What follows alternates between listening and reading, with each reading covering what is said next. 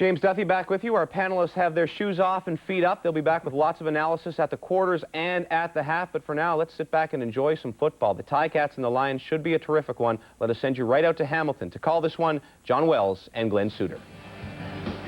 Thank you, James. And Hamilton is home of the 1999 Grey Cup champion Tiger Cats. The Grey Cup is in the building, and they have just raised the Grey Cup flag to honor the champions of 1999. Iverwin Stadium, a perfect place to begin Adidas Friday Night Football with a perfect matchup of Lions and Tiger Cats. Lions were the best team in the regular season, but the Ticats the best in the postseason when it mattered most. The defense of their Grey Cup begins tonight. Tonight's weather conditions are brought to you by the Weather Network. It's a perfect evening for it. 23 degrees and a light breeze from the west at 7. Greg Mons was a fumble away from leading the Lions to the Grey Cup game in his first full season with the BC Lions. BC has won 19 of their last 24 games under Greg Mons. And Tiger Cat head coach Ron Lancaster begins his third season in Hamilton and his 40th as a player, broadcaster, and coach in Canadian football. It is quite a legend. Ready to open defense of the title won last year at BC Place Stadium in Vancouver. And ready to kick off is Baker for the BC Lions.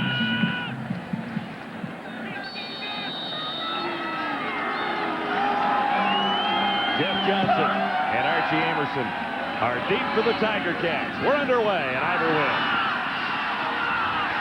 Johnson with a good burst of speed. He's out across the 40-yard line to about the 45.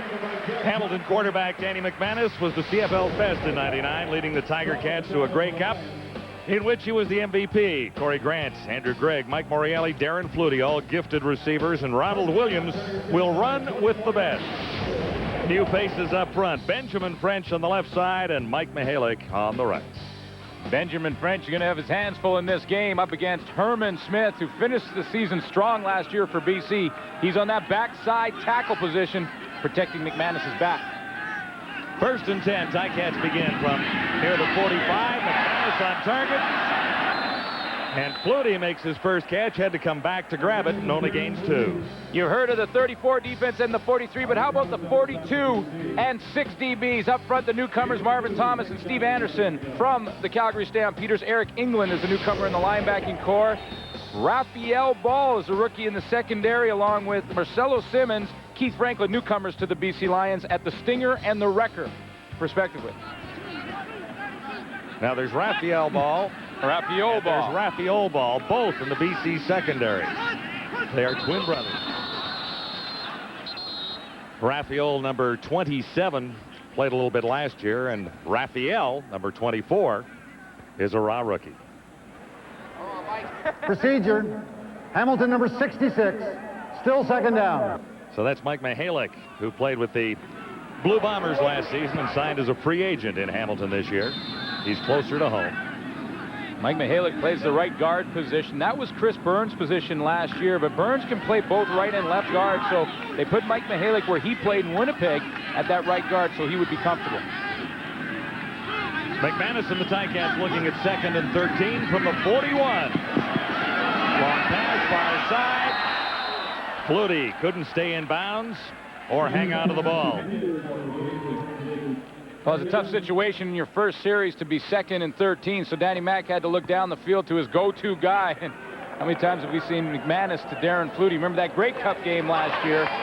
Over 100 yards for Darren Flutie, a couple of touchdowns, not a bad performance. Yeah, the interesting thing, we've seen it in a couple of different uniforms, like the BC Lions and the Edmonton Eskimos, same combination. Paul Osbaldiston on third down, and it's whistled down. Well, he's ready to kick it away, and we've had a couple of early flags. Well, how good did Ron Lancaster feel at the beginning of this offseason when he got Danny McManus signed to a 3-year contract? Procedure, Hamilton, still third down.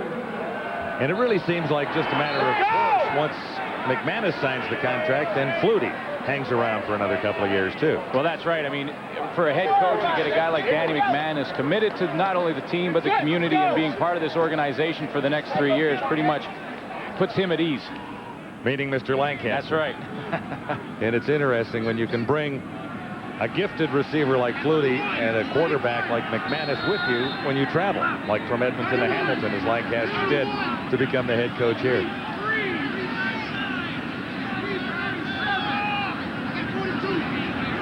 Osbaldiston ready now. Again. Not deep. Jimmy the Jet Cunningham. Beginning at the BC 30, away from one, and that's about it. 43-yard punt, 2 on the return. BC quarterback Damon Allen beginning his 16th CFL season with a chance to become the league's all-time leading passer. Sean Millington is back and joins Drummond in the BC backfield. Rookie Mike Adams joins Jimmy Cunningham at wide receiver. Up front, it's Chris Perez in a new role as he joins a veteran offensive line that played extremely well last season. These guys are huge. Damon Allen, big year last year, 4,000 yards passing, 22 touchdowns. Really, if you're going into a game as a head coach or into a season as a head coach and you say to your quarterback, here's what I want. I want a first place finish. I want a home field in the Western Final, and I want you to throw about 4,000 yards, protect the football. It's exactly what Damon Allen did last year. A 60% passer in 1999. Damon Allen has the BC Lions set for the first down of 2000. Looked like early movement, flags everywhere. Sean Millington carrying for the Lions. Well, penalties for both offenses, it looks like. I mean, to start this game, Hamilton, a couple penalties in their first series. Take the 5. This is really, for both teams, the first time that... Outside, Hamilton number 77. Repeat first down. That's Mike Philbrick, of course. For both teams, it's really the first time that the starters get to play a full game together. Because during the preseason, it's mixing up all the lineups, testing out a lot of rookies, seeing what you have. You don't really get a chance to play with the starting group until now. Lions are looking at 1st and 5. And Sean Millington will have the first down. He's out across the 45 and ran into Joe Montford. 2 notable changes in the front 7 of the Hamilton Tiger Cats. Michael O'Shea, traded from the Toronto Argonauts, is in the middle of the Hamilton defense, and Willie Fells will replace Joe Higgins at the other linebacker spot. In the secondary, rookies on the right side. It's the offensive right side. Jerry Urias and Nicholas Harper in their first game in the CFL. Mike O'Shea wearing 59 in the middle. He began his CFL career right about there. Off to Toronto, won a couple of Grey Cups, and he's back in Steeltown. Damon Allen, complete far side, and Schelling had the receiver wrapped up almost immediately. Well, it was one of the trades in the offseason, John, that really was criticized heavily by the media when Toronto traded Michael O'Shea to the Hamilton Tiger Cats, because Calvin Tagle, the middle linebacker who led the league in tackles last year, was in the middle of that Hamilton defense, signed as a free agent in Toronto. So really the Argos kind of had the Ticats where they wanted them as far as a hole in their defense. As in over a barrel. That's right. Then they traded O'Shea back here. And plugged that hole for him. Robert Drummond on his reception has 5. 2nd and 5. Damon Allen can't get anywhere. Mike Philbrick had them all wrapped up.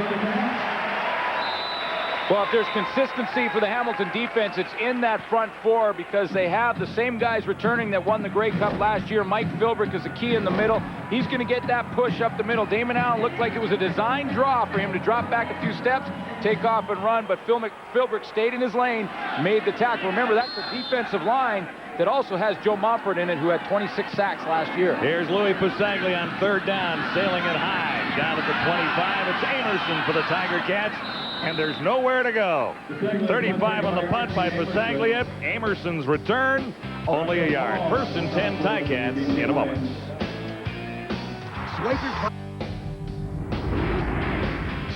Adidas Friday Night Football on TSN is brought to you by Adidas and by Molson Canadian. I am Canadian. Back at Ivor Wynn in Hamilton, and it looks to me like everyone's going to get a chance to hold the cup here tonight. John, that's what the Grey Cup is all about. The Grey Cup in Canada, everybody gets a chance to touch it. And I remember when it was won in BC, Chris Burns brought it into some of the places in the local area in BC and some of the restaurants and bars, and everyone got a chance to drink out of it and touch it. That's what the Grey Cup is all about. Well, the Ticats are defending it beginning tonight. Ronald Williams, big hole around the right side, and he can go. Ronald Williams out near midfield.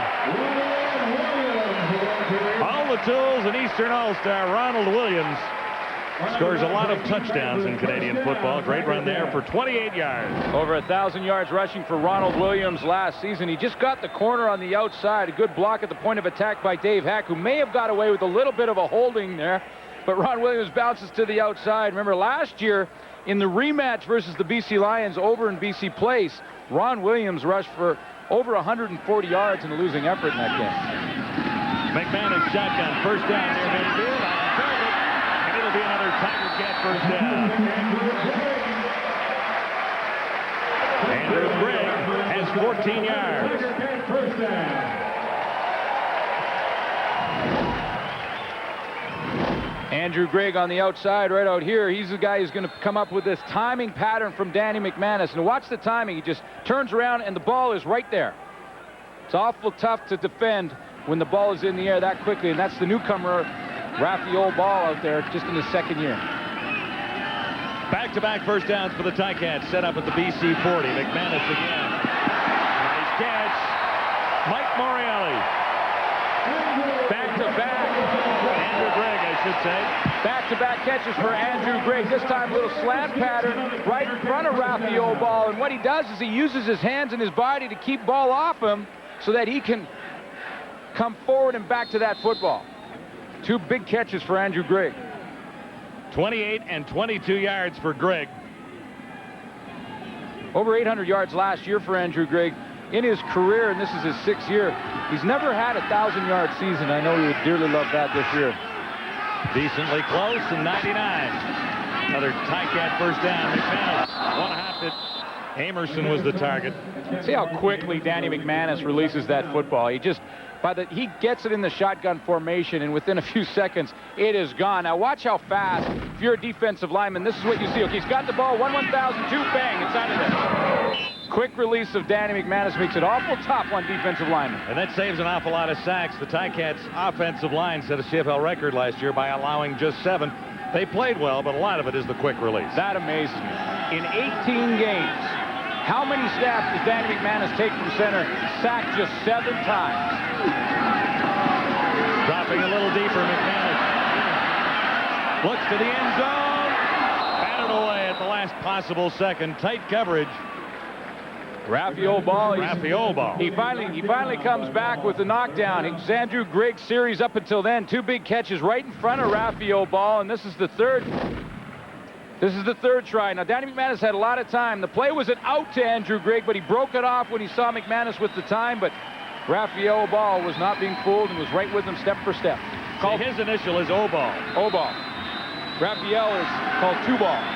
His nickname is Two-Ball. We'll get to that in a minute. Here's Paul Osbaldiston. It'll be spotted at the 21. And Ozzie is on the money. Ticats are on the board. Hamilton leading BC 3-0. It's Adidas Friday Night Football. No doubt about it. He is one of the most likable guys in football anywhere. Danny McManus is about as cool as they come. Certainly is, and I was talking to Cody Ledbetter, the backup quarterback, before the game, and said that Danny McManus has really got himself in very good running shape. Said they go on long distance runs together, and Danny McManus beats Cody Ledbetter, who is a running quarterback. So he's very consistent. He's worked really hard in the offseason on his conditioning, and looking for another big year from Danny McManus here in Hamilton. 3 of 6 for McManus, and he just missed a touchdown on a fine defensive play by Ball. Jimmy Cunningham returning for the BC Lions. Puts his head down at the 25, and he's wrapped up by a couple of Ticats there. 18 on the return. Freeman was leading the tacklers. Well, I think the days for Sean Millington in the suitcase are done. Finally. I think there was a time in his career that he just wasn't happy wherever he was. When he was in Edmonton, he wanted to move on. He got to Winnipeg. He wanted to move on from there. He started out in BC. He's moved around, but I think he's finally back home. He's finally settled down. He signed a contract in the BC Lions, and I think this is where he'd like to finish off his career. He does have a little something to prove after his journey east from British Columbia. Little play action. Far side. And he was a little high. Frank West over covering. Cunningham was the intended receiver. Well, how important is having a running back there that's experienced enough to be able to pick up the pass rush at the last second? Gonzalo Floyd had the target, and the target was number 9, but see Drummond just flash out there and knock him off track? That's experience of Robert Drummond to pick that up off the backside. If he doesn't pick him up, his helmet is right in the middle of number 9's back. Lions are 2nd and 10 at the 26.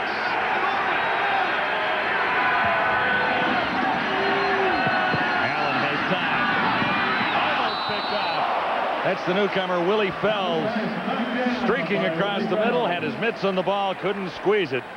And the target was Mike Adams in his first CFL start for BC. The Hamilton Tiger Cats decided to go with a 3-man rush and drop everyone, and they dropped Willie Fells. One question mark for Ron Lancaster with regards to Willie Fells is, can he cover any ground in the pass coverage? They know he can tackle. He was a middle linebacker in college at Purdue. They're wondering if he can cover as well as Joe Higgins, and he covered some ground there. Lou Pasaglia, not deep, bouncing near midfield. Taken by Tony Akins. He draws a flag. One on the return, just a 31-yard punt. Simon Buffon on the stop for the Lions. There are flags on the play.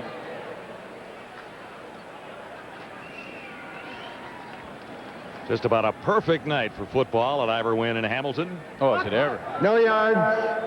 BC number 27. First down. That was Raphael ball. Yeah. Now these guys are twin brothers. That's right, and they look identical. They're the same weight, same height. One has a little more experience, that one. Raphael ball, number 27. One interception last year in BC, was playing inside primarily. Now he's out on the corner. Raphael's the younger brother by 2 minutes. By 2 minutes. They like to do things together. They both got 4.3 speed. McManus. And that was Raphael, 2 minutes younger, and he was just about 2 seconds short of knocking Archie Amerson's head off. Amerson was running that out, and it was Raphael ball, number 24. Now, does he call him the younger brother when it was only 2 minutes? I don't think so. I think you're twin brothers. I called him 2-ball. Watch him fly over top right there, another second or two, and it would have been a pretty nice hit across the middle, but Archie Amerson wise enough to get down. That was interesting looking through the statistics that they both had 5 tackles in 2 preseason games. I mean, how close Yeah. yet? Number 27 and number 24. The ball twin. Oh, baby. Herman Smith, hello. Smith on the side. Herman Smith last year, John, he was, to me, the best defensive lineman the Lions had, and that is saying a lot because David Benefield was in that lineup. Here is Herman Smith. You see him shoot the gap and is right in the backfield before Ron Williams has a chance to even look upfield. Herman Smith really finished strong. The back half of the season had 7 sacks total, but the back half of the season was his best. Paulus Baldassin made his first from 26. This will be spotted out near the 52. Ozzie is up. Has he got it? Oh, big kick. By about that much. Osbaldiston 2 for 2. Ticats have a 6-0 lead. It's Adidas Friday Night Football in Hamilton. BC Lions down by a couple of field goals. Here's what they really have to do to get right back in this one. Keys for the Lions. They have to catch on quick. By that we mean they're missing 4 of their top 5 receivers, including Alfred Jackson. The guys that are replacing them have to have big games tonight. Disrupt Darren on defense. Flutie needs 66 yards to become 4th all time. You want to try and take him out as much as you can and fumble recovery. Yeah, get over last season and the way it ended. That's right. Right here, right now, tonight. Put it behind you and move on. From the 35, first down Lions. Robert Drummond. Out of across the 40 to about 42. When you look at the Tiger Cats, that's one of the things they have to do is stop Drummond. We called it beat the drum. Beat the drum, number one. Last year, 145 yards rushing right here at Arborwind Stadium against Hamilton. Second key they have to do is cancel the flight. We're talking about Jimmy the Jet Cunningham, led the league in all-purpose yards last year. Try and keep him off the board in special teams. Here's my favorite. Don't spoil the party. The Grey Cup's here tonight. It's the home opener. And don't mess up in front of the hometown fans. Well, Right? that's it. And you don't want to get complacent after you just won the big Grey Cup. You've spent the offseason celebrating. Don't get complacent. Allen got it away, and he'll get a first down out of it. Sean Millington, Nicholas Harper on the stop. wrapped up by Nicholas Harper, number 4. 11 yards for Millington. Well, we talked about canceling the flight, Jimmy the Jet on special teams, but he also is awfully potent as a wide receiver, and it'll be up to Nicholas Harper, the rookie on the corner for Hamilton, to try and slow down the Jet. So here's your assignment as a rookie in your very first game in the CFL.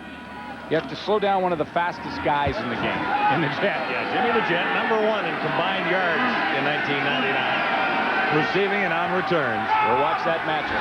First down for the Lions. Allen's far side.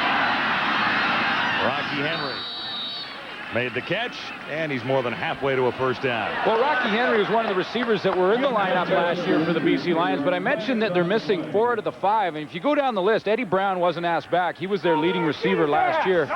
Don Blair is still back home, probably isn't going to play until August, and you got Rod Harris, who was released, and of course Alfred Jackson, who's an ankle injury. So Rocky Henry will be looked upon in this game as some stability and some leadership in that receiving corps. And Jimmy Cunningham wasn't used as a receiver all season. Major foul. Unnecessary roughness.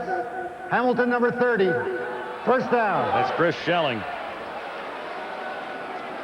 Cunningham did not play a wideout position all season long. He No, yeah, saw he- spot duty. Absolutely was in and out of the lineup in the receiving corps, and they had a lot of talent there last year and do again this year when they get everyone healthy. But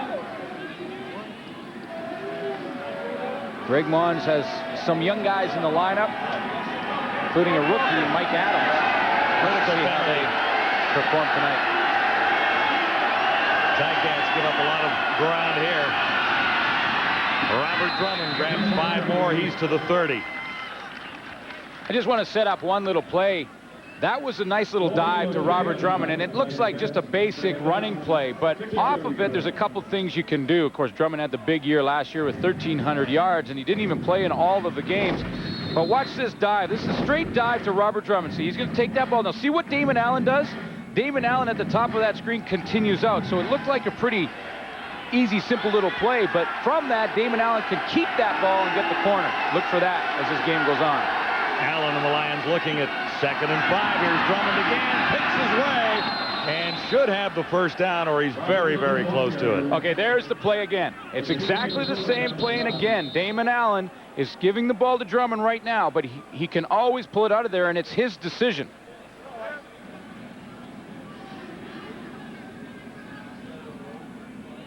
You're going to have to take a closer look and measure to see if they have the first down.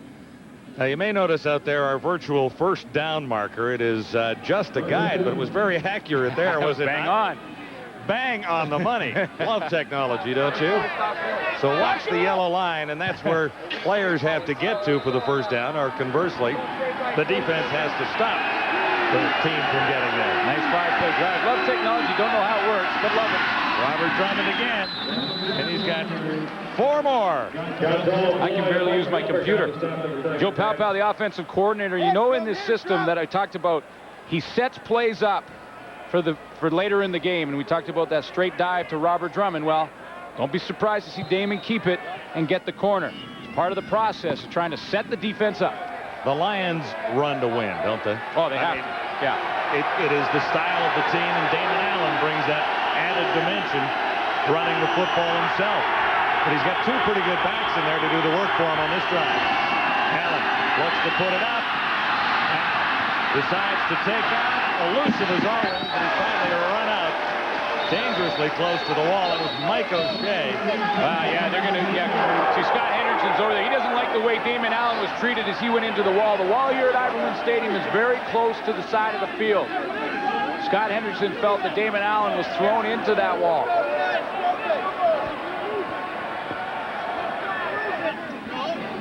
I didn't quite see it that way. Well, it looked like he was dragged down and then just took an extra couple of steps and away they went. Here it comes right towards you. Now, Damon Allen takes off, and you tell me at 37 years old if he can still run the football. Watch that little move there on Mike Philbrick. Now just smooth to the outside, can barely even touch him there. No one's touched him so far. And he's pulled down by Michael O'Shea right by the wall. I don't think O'Shea had a hold of him 5 yards inbounds, so I don't think there was anything really intentional there. If he has a big year rushing, he'll crack 10,000. The only quarterback to ever do that. He's the only quarterback to crack 9. Yeah, that's right. All-time leading rusher in the CFL, Lou Pasaglia. First points of the night for the BC Lions as Lou Pasaglia connects on a rather impressive Lion drive. It's a 3-pointer now. Hamilton on top, 6-3.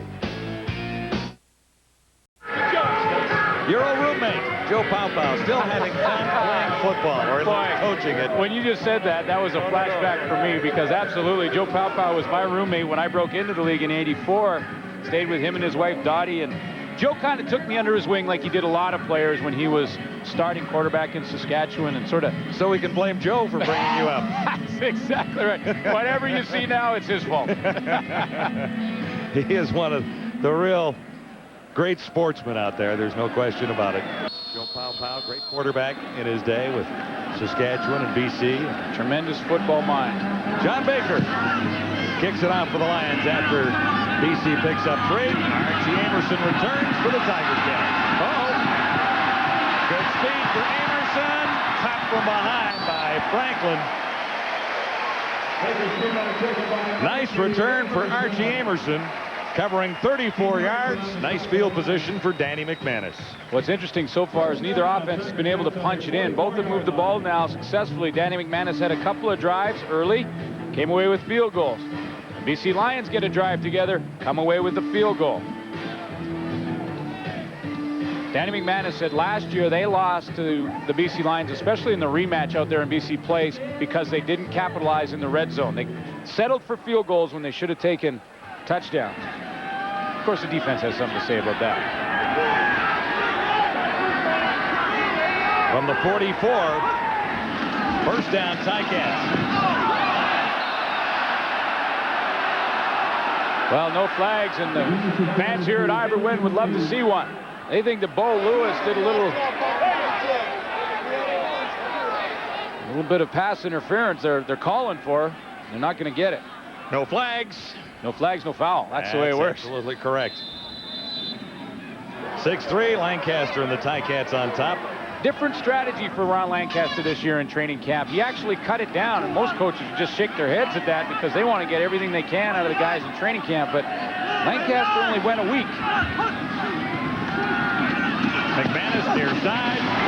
The catch short of the first down. And a roughing call coming here. Derek Lewis forced Flutie out. Well, I got away with the first one, didn't get away with the second one. Major foul. Unnecessary roughness. BC number 27. First down. Again, if there's no wall here at Iberwin Stadium, that's not a penalty. Bo Lewis. They said 27, but I'm pretty sure it was 17. Bo Lewis. It was Bo Lewis, number 17, in his third year. Here he is on the sideline. Now, again, if this wall isn't close to Iberwin, that little push right there doesn't matter. See, that was a push. Yeah, what Shea did earlier. But if they're extra close, because if that wall's not there, that's no penalty. Flutie again, couldn't hang on. Raphael Ball, the rookie, in the coverage, and you know this is a matchup that you got to think Danny McManus is going to go after. Raphael Ball is the younger of the two brothers, the two twin brothers, and it's going to be Darren Flutie, and as soon as McManus sees that it's Flutie, who's right in the middle of your screen there, as soon as you see him on the rookie in the secondary, that's the way you're going to go, and the ball was just a little bit behind him. You just sort of wonder what the parents were thinking. Raphael and Raphael. Raphael Ball, there's the Raphael, and the other one is A-O-L, and they both went to Ball State University. How about that? And that's an interesting story in itself. Oh! Intercepted, picked off. Guess who? Raphael. Well, it's O-Ball, picks off that one on down the sideline. Tony Akins was the intended target. So that's the older brother by 2 minutes. Well, and it's perfect coverage, because what he does is he looks at the receiver's eyes, and as he's going down the sideline, he times his jump perfectly. Coaches will always tell defensive backs, when that ball's in the air, you got to catch it at its highest point. Raphael Ball catches it at its highest point and then goes to the sideline for some high fives. And that's O-Ball. That's what they call him. If you think we're having a little problem up here with the Ball brothers, we've got the Hendricks brothers as well. We've got two Franklins on this team, the Crum brothers as well, and the two Balls. One big family reunion. All on the BC Lions. Allen near side. Robert Drummond couldn't hang on. Again, we talked about matchups, and I mentioned Darren Flutie on the rookie Raphael Ball. Well, this is a matchup the Lions like, and what it is they want to put Robert Drummond and have him run one-on-one on Willie Phelps. There's Raphael.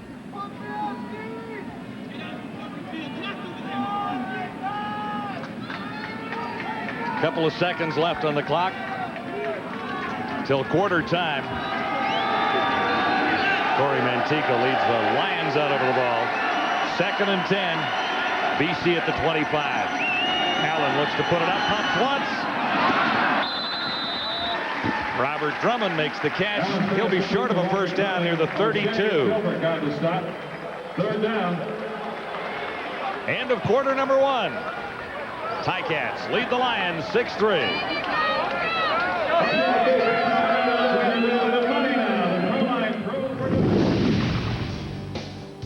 Adidas Friday Night Football on TSN at the quarter. All right, Duffy, Tillman, Dunnigan, Schultz back with you, and all those weapons all over the field, tons of talent, and it's the two old kickers doing the damage in the first quarter. And I know, Chris Schultz, there's nothing you love to talk about more than kickers. Kickers. Don't want to talk about kickers. You know what I want to talk about is real football players, young football players that are making a difference. Joe Higgins is out of this game, and his replacement is Willie Fells. Now watch this, because we had to isolate on him in the right place at the right time, tips the football. Doesn't seem like much, but he has to produce. He has to make plays like that, because that's a big loss. New to the league out of University of Purdue. I can't even say the kicker. Say it, Chris. Say it. Word, man. Kickers. I want to talk about him. I know you do. That surprises the heck out of me. Paul Spaldus, we saw. I think he's one of the biggest signings that Hamilton had during the offseason. He's back. We saw how effective he is. He makes it look easy. Then we saw there late towards the end of the first quarter, Louis Pasaglia in his 25th season doing his job for the BC Lions. Speaking of special teams, last year Ron Lancaster was not happy with that group. He hired Darryl Adrawan away from the Toronto Argonauts. He learned from Don Matthews all those years in Saskatchewan, Baltimore, and Toronto. A major upgrade for the Hamilton Tiger Cats. You saw Ozzie go 2 for 2 in the first half. A nice return by Amerson. Again, I think Darryl Adrawan has a nice impact on this team, James. You're kicker phobic, is what you are. I'm not kicker phobic. You are. You're kicker phobic. I'm not. They just are very limited in what they can do in football. They're all part of the football team. Kickers do an important job outside part on the football team. All right, these two kickers, by the way, combining for 82 years of age and almost 40 years CFL experience, and they have combined for all the points so far on this one. Let's send you back to Hamilton for second quarter action. And here are the numbers so far as we move into the second quarter. It looks darn close all the way down the list when you look at time of possession and everything. Slight edge in net yards to the Tiger Cats and 3 points on the scoreboard. Both teams trying to establish the run. You see the BC Lions are almost equal passing yards with rushing yards, and both teams want their running backs involved. Ronald Williams for Hamilton and Robert Drummond for the BC Lions. Ron Lancaster led the Ticats to the Grey Cup 2 years in a row. He lost to Calgary in '98, beat the Stampeders last year. First Ticat Grey Cup since '86. Lions get it away. Ticats return wide open here. Outstanding opportunity, and Aikens is gone. There's a flag on the field, but I think it'll be no yards BC. If it's not, those gunshots were aimed at the referee. 65 on the return. No yards. BC number 25. That's it. Decline. Touchdown. Tony Aikens takes it all the way. Last year he had just over an 8-yard punt return average. When you're up around the 8-10 yards, getting a first down every time you touch the ball on a punt return, you're getting it done. And Tony Aikens, little move to the outside, He beats Simon Buffon, and when he does, he's gone down the sideline. No more containment. Tony Akins uses his speed and is in the end zone. No yards, of course, declined. 65-yard touchdown.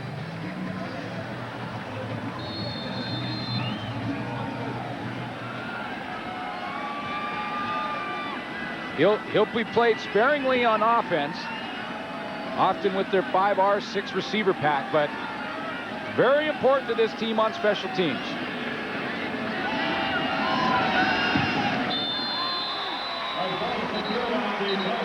Tony Akins pads the Tiger Cat lead in the BC Lions. Nice and smooth on this return. Good block at the point of attack. If Simon Buffon there can't get him, he's gone. Takes one missed tackle, usually at the outside. If you miss that tackle on the outside, it's Akins against the kicker, and the kicker has to be in his 40s. Louis Pasaglia. There was another penalty on the convert.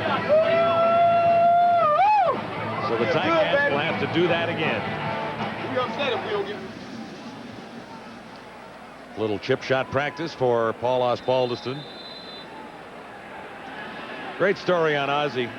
His first tryout in Canadian football was with the BC Lions 15 years ago. And when he got there, the only guy he had to beat out of the job was Louis Pasaglia, who was in his 10th year. So Ozzie figures, I got a shot here. This guy's getting old. About 10 years in the league, you're looking at retiring right around there. Yeah, now, 15 years later, Louis. Ozzie is a CFL veteran with that many years behind him. And Louis Pasaglia is in his 25th season, leading all-time point leaders in every category: games played, points, whole Magilla. So he's not looking to retire quite yet. Yeah. Louis is on his silver anniversary tour, 25 years in the league. This guy's 46 years old. So what you're saying is Ozzie made the right decision to leave BC and move on. It wouldn't have been a good career move to hang around and wait, would it? He'd still be waiting. Well, you know, the other thing that Louis Pasaglia brings, and so does Paul Osbaldiston, is not only are they kickers, but they're leaders on the team. And that doesn't happen very often, but when you have veterans that are as old as they are, still kicking as well as they are, they become leaders in the room, and both those guys are. Osbaldiston's kick after the Ticat touchdown by Akins. Cunningham has it near the 30. And not much of a return there. 5 on the return. Keaton Cromartie made the tackle. Big series for Damon Allen right here now with Hamilton. The big punt return touchdown by Tony Akins. Need a big series out of Damon Allen right here to try and stop the momentum. And Allen has sort of personal goals to think about this year too, although I know he won't, but he's just 4,500 yards shy of Ron Lancaster. And when Lancaster set that mark of 50,535 after his 18 years in Canadian football, it didn't really look like anyone would ever have a chance of breaking it. But Damon Allen has a chance to do that even this season with 4,500 yards, and he threw for 42 last year. Off the mark there, Damon Allen. So it's not a stretch to say 3 or 4 big games could put Allen right in the race to catch Lancaster in 2000. Well, the way I figure it, Damon Allen, and I did the math, and you know how I am with math, but Damon Allen needs about 245 yards a game passing to break the record. Yeah, you check that out on a calculator and everything? Well, actually 254 yards. Yeah, that's what I'm Hang on, let me try one more. Yeah, 254. 254 yards a game for Damon Allen, and he breaks Ron Lancaster's record. It's pretty amazing. From a quarterback who most people considered his whole career to be a runner. And he still does that extremely well, too. Bobbled it there and hit him right in the numbers, and I'm not sure if Allen got it back. Those coaches and the quarterbacks that do not like the shotgun don't like it for that reason. And the reason is, in order to catch the football in the shotgun, you have to take your eyes off the secondary.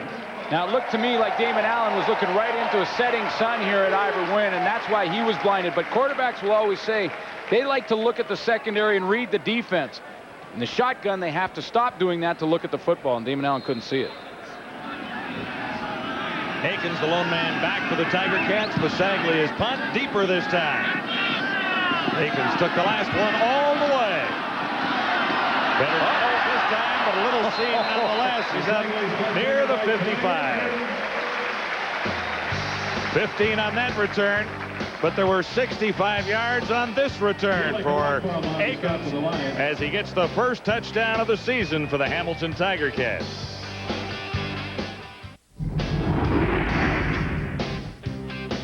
The virtual first down line is brought to you by Molson Canadian. I am Canadian.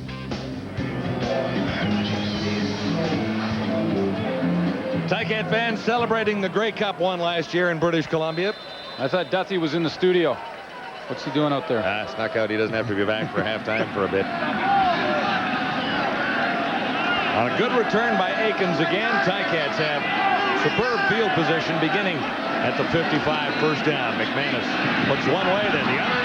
Makes the catch and trots out of bounds. Well, Archie Amerson is a receiver. You know, in everything you read that you pick up at the Hamilton Tiger Cats office, it'll say that Archie Amerson is a tailback. And they've been trying to do that for 3 years now, but forget it. He's a receiver. Yeah, and they're not really fooling the other teams in the league, are they? No. Last year, guess how many how many rushes he had? 4. All season long. Yeah, and 47 receptions for about 700 yards. That's right. He is just a receiver. That's what he is. And not a bad one at all. A very good one. Movement and the expected flag. First game of the season for two solid football teams, but even after a couple of preseason games, when all of these guys haven't lined up beside each other, I mean, these are the set teams. BC, still second down. And it still takes a quarter or two, or sometimes a game, to get everything in working order for offenses. Absolutely, and it depends on how many free agents you sign. Hamilton Tiger Cats, virtually the same team that won the Grey Cup last year. The BC Lions signed 10 free agents in the CFL this year. They have 5 new players on defense playing together, so that takes a little bit of time. Just don't want it to take too long. No, that's what we've seen with a lot of flags here tonight. Ronald Williams. And there's absolutely nowhere to go against Cantor and Marvin Thomas in the middle for BC. Well, it depends on where they spot the ball, but England and Franklin on the stop. they may have to bring out the chains. Third down and inches. Third and inches. Well, they're not even going to measure it, so it's long inches.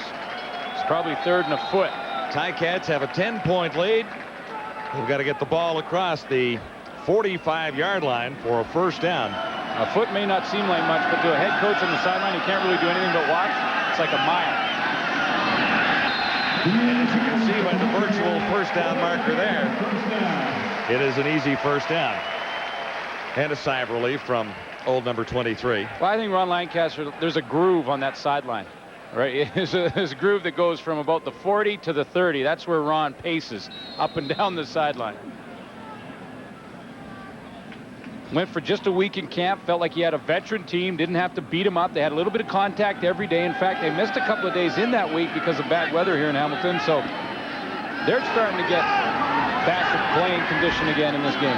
Ticat drive continues. McManus behind the intended target on the far side. And that's the first time he's gone in the direction of Corey Grant, number 2. Penalty marker is down. Major foul. Unnecessary roughness. Hamilton, number 66. Second down. Let's bring in David Amber. Well, John, the hero of the game so far, Tony Atkins, he had that beautiful touchdown on the punt return. Right now he's getting a little work, though, on his left foot. He took the shoe off. You can see they're working on it on the bench. He sprained it. They think right now they were just working on it, and they hope to get him back in the game a little bit later. On that last punt return is when he had the accident. Well, as fast as he was running on that punt return, maybe just blew a tire. He had to get a new spare tire there put on. Like they were putting tread on the bottom. A little tread on that tire. He'll be back. 2nd and 25. Ticats 51. Big charge was on from David Benefield. I got to tell you, David Benefield doesn't knock that ball down, and Archie Amerson has got the fight song playing again. He got inside of Bo Lewis, and Danny McManus saw him. David Benefield saved the touchdown. Benefield's going to take off from the outside. Watch him go. Okay, there he is. That was Steve Anderson right there. He's got contained. Anderson on the outside, Benefield up the middle. That's where Danny McManus saw him, knocked that ball down. If he doesn't get it there, Archie Amerson's in the end zone. Osbaldiston with Cunningham waiting.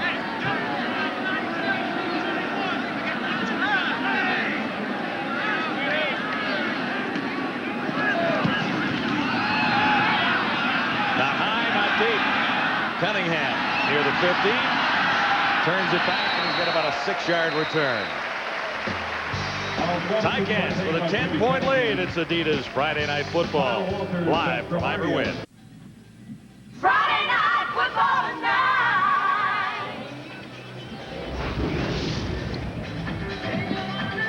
Princess Points in Hamilton. Steeltown is home of the Grey Cup champion Tiger Cats. And everybody wore their Grey Cup hats. Oh. Grey Cup face paint. Ticats had the lead. Time for the Lions to respond. Sean Millington off the right side. Nice run by Millington, and he'll be very close to a first down. And actually should have it. 11 yards there. That's a BC first down. Well, Sean Millington is capable of a big game, and all you have to do is go back a couple years, including last year when he was a member of the Edmonton Eskimos, and in one game versus Saskatchewan rushed for 225 yards, which is a record. He's done it before as a BC Lion as well. He wasn't really himself, not the Sean Millington we remember from his glory days with the Lions when he stopped in Winnipeg and Edmonton. Obviously, he's hoping to get back to form, and Craig Mon says he's going to give him the football. He won't just be a blocking back. Allen on first down. Oh, Henry is nailed as he made the catch. Chris Schelling, in his second year in the Tiger Cat secondary, puts one on Rocky Henry. Well, he's played 2 years, and he doesn't have an interception to his name yet, but if Don Southern doesn't care if he gets an interception if he brings the lumber like this. This is a big hit. And this is a solid hit. Both guys were planted on the ground. Rocky Henry, here he comes. We have a real nice look at it. Watch this. And down he goes. Henry held on to the ball and picked up 5 yards. There it is. Nice fake by Allen. Flags are down as Allen throws, and will have a first down on the completion there. That's what I was talking about with the Drummond series. I believe it was Millington he faked it to, but it doesn't matter who the single back is. That's the series. Slam it up in there early in the game on the run, and then take it to the corner once they start to pinch on it. Offside. Hamilton number 53. Decline. First down. Lions will take the first down on the reception by Sean Graham. Joe Montford, the CFL's best pass rusher, bar none last year. Well, that's a key first down for the BC Lions, and they got that first down because of plays they were running in the first quarter to Drummond up the middle. Lions now from the 48, first down. 3 receivers to the near side. Allen hands off. Robert Drummond ran into Mike O'Shea after a 6-yard gain. Along with Greg. Gain of 6, second down, 4 yards to go. And Schelling, how hard was that last hit he laid on him? Well, pretty hard. He knocked his own contact lens out. He had to come out for the last series of plays. He's back in there now, and he, I guess he's not feeling the effects. He says he's all right. Oh, you love that. Yeah.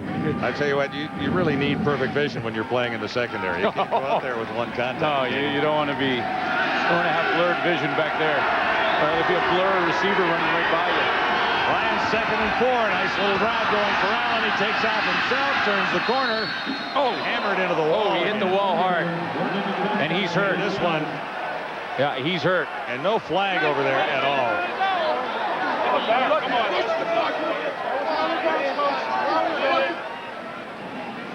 Obviously, great concern. Oh, man. For the BC Lions, because he hammered himself into the wall there. Well, he got the corner on Gonzalo Floyd and was running full speed straight out of bounds, and it didn't look like he could put on the brakes. And we talked about the wall here at Iberwin being close, but it may be Willie Fells that gave him a little bit of help to the sideline, and there's no flag on the field at this point. There was a questionable one early when Michael O'Shea dragged him down. Now, Now watch him get to the outside. It's one-on-one on Gonzalo Floyd on the corner. Now he beats him outside. Now he's going full speed when he gets to the sideline. There is Fells.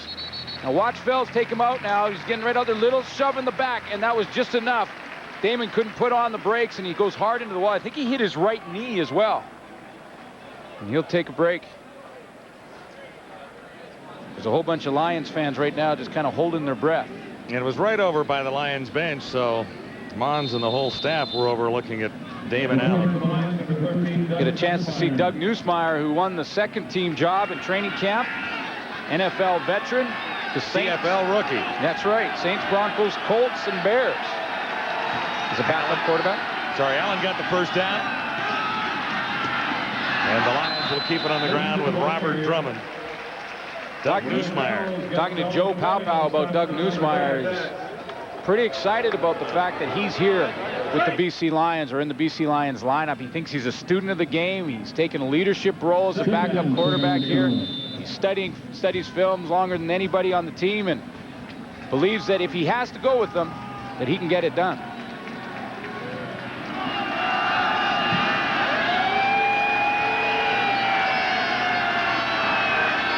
Second and 7 for the Lions with the new quarterback in. And Drummond is wrapped up in a hurry. Mike O'Shea was ready and waiting. Well, it's a huge play for Michael O'Shea, and here's why. The Ticats were coming with everybody. They brought Rob Hitchcock up from the safety position. They were bringing everybody. If Michael O'Shea isn't in his gap or doesn't make the tackle, if Robert Drummond makes O'Shea miss, he's still running. So if he misses that tackle, look at that lane to the right. He still goes. Blue Pasaglia is it. And it's blocked. Chance for Smith. Needs a block. Finds the end zone. Jared Smith. Touchdown, Ticats.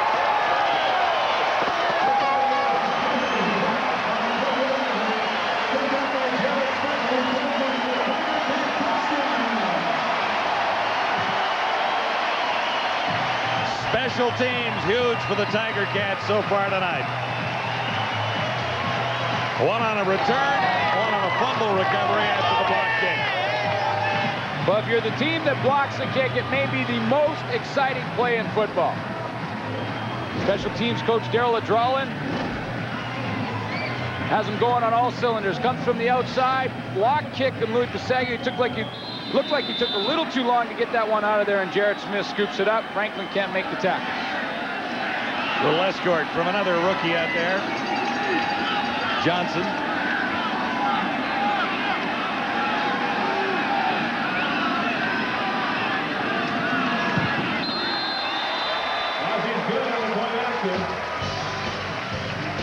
Jarrett Smith has the touchdown. Escort supplied by number 33, Jeff Johnson. It's 20-3. Latest Ticats scoring play by Jarrett Smith, 21 yards after a punt that was blocked by Clifford Ivory. Well, when you're a backup in any position, you have got to make plays on special teams. Clifford Ivory, a rookie from Troy State, blocks it. Jarrett Smith, backup fullback, scoops it up, plays on all the special teams, and right now it's the special teams that are the difference in this football game.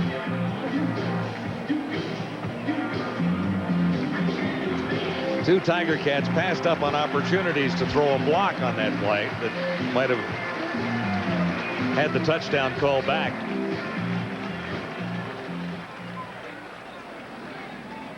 Not smiling yet, despite a 20-3 lead. Mark Verbeek was slow to get off the field after that block. He's just making his way to the sideline. Looks like he'll be okay, and we understand that Damon Allen should be okay and back in the game. Cunningham and Adams are deep for this kick from Paul Osbaldiston. Jimmy the Jet begins at the 15. Knees down near the 28, and he's wrapped up at the 30. Damon Allen back in the game after running into the wall. How close is the wall here at Ivor Wynn when you pace it off? Well, you know, when you look down at it, it's probably about 5 yards. But when you're going full speed like Damon Allen was when he hit it, and he get a little bit of a push, your momentum forward won't allow you to put on the brakes. And that's a cement wall. No padding. Yeah, there's no padding on it. Damon Allen had to go out for a couple plays. Doug Newsmeyer didn't get it done, didn't get a first down. They blocked it. Now they're down 20-3. 2 special teams touchdowns for the Tiger Cats. Allen on first down. Completes. Mike Adams is the newcomer, and Damon Allen, his first play, fakes the handoff and just throws a screen pass, make sure that he's got all his faculties with him after hitting that wall. Nice simple play on the hitch pass to Mike Adams. But it only gained a yard because Adams had to come back. Yeah, but he was about 3 inches off the ground. Like, you're just not sure quite where you are on a big hit like that. And Damon Allen just needed one play to sort of settle in again. Rocky Henry at the near side along with Jason Crum. That told the story right there. First down for them. Allen on 2nd and 9. Got the charge, and he's wrapped up and down. Joe Montford, the premier quarterback sacker. That's one in the Canadian Football League is Joe Montford. We used to say Joe Montford is arguably the best rush end in the Canadian Football League. Well, let's drop the arguably. Best pass rusher in the league. No question. And there used to be a race with him and Alfred Jackson, but forget about it now. 26 sacks last year for Joe Montford. Just amazing statistics. Outstanding defensive player of the year before that. The last 2 years, he's put together 47 sacks in 2 years. And just missed the CFL record by half a sack last year. He is the guy right now. Joe Montford is the best pass rusher in the game. Sean Millington on the stop for the Lions. First down, Tiger Cats. There's one. 50-yard line. How high will he go this year? Well, he wants to get 26 more because he was that close to the record last year set by James Quick Parker of the BC Lions way back when. Well, you know what it is. I mean, outstanding defensive player in 1998. That year, I believe he had 21 sacks. Okay, he gets 26 the next year in 1999 and doesn't get the outstanding defensive player. And he goes, well, maybe I better break 30, just working one-on-one on the outside with Chris Perez. Yeah, the other problem is he didn't even get the nomination off his own team because Calvin Tingle was here and had such a great year. Ronald Williams. See Danny McManus? Danny McManus on that last play wanted to throw a block for Ron Williams coming around, and I believe it was Herman Smith, and he thought better. Yeah, he shook it off, did he? Yeah, he just shook his head and said, what was I thinking? It's game one, and I really don't have to be blocking for my running back on the first night of the season. And probably also a guy that, gets 1,000 yards a year. You really don't need another block from your quarterback. How about 14 touchdowns? This guy could find the end zone. 13 rushing, 1 receiving last year. So Williams managed to pick up 4. It'll be 2nd and 6 at the line, 45. McManus on the counter. Anderson makes the catch. Wrapped up by Benefield with a little help from Marcelo Simmons. First down, Tiger Cats. 3 minutes to go in the opening half in Hamilton. Ticats defending their Grey Cup, and things are going well so far. Get ready to kick for your car insurance. Life's a ball at the ballpark. Ticat fans celebrating the Grey Cup championship won last year. It's night 1 of the season. Ticats have looked good so far.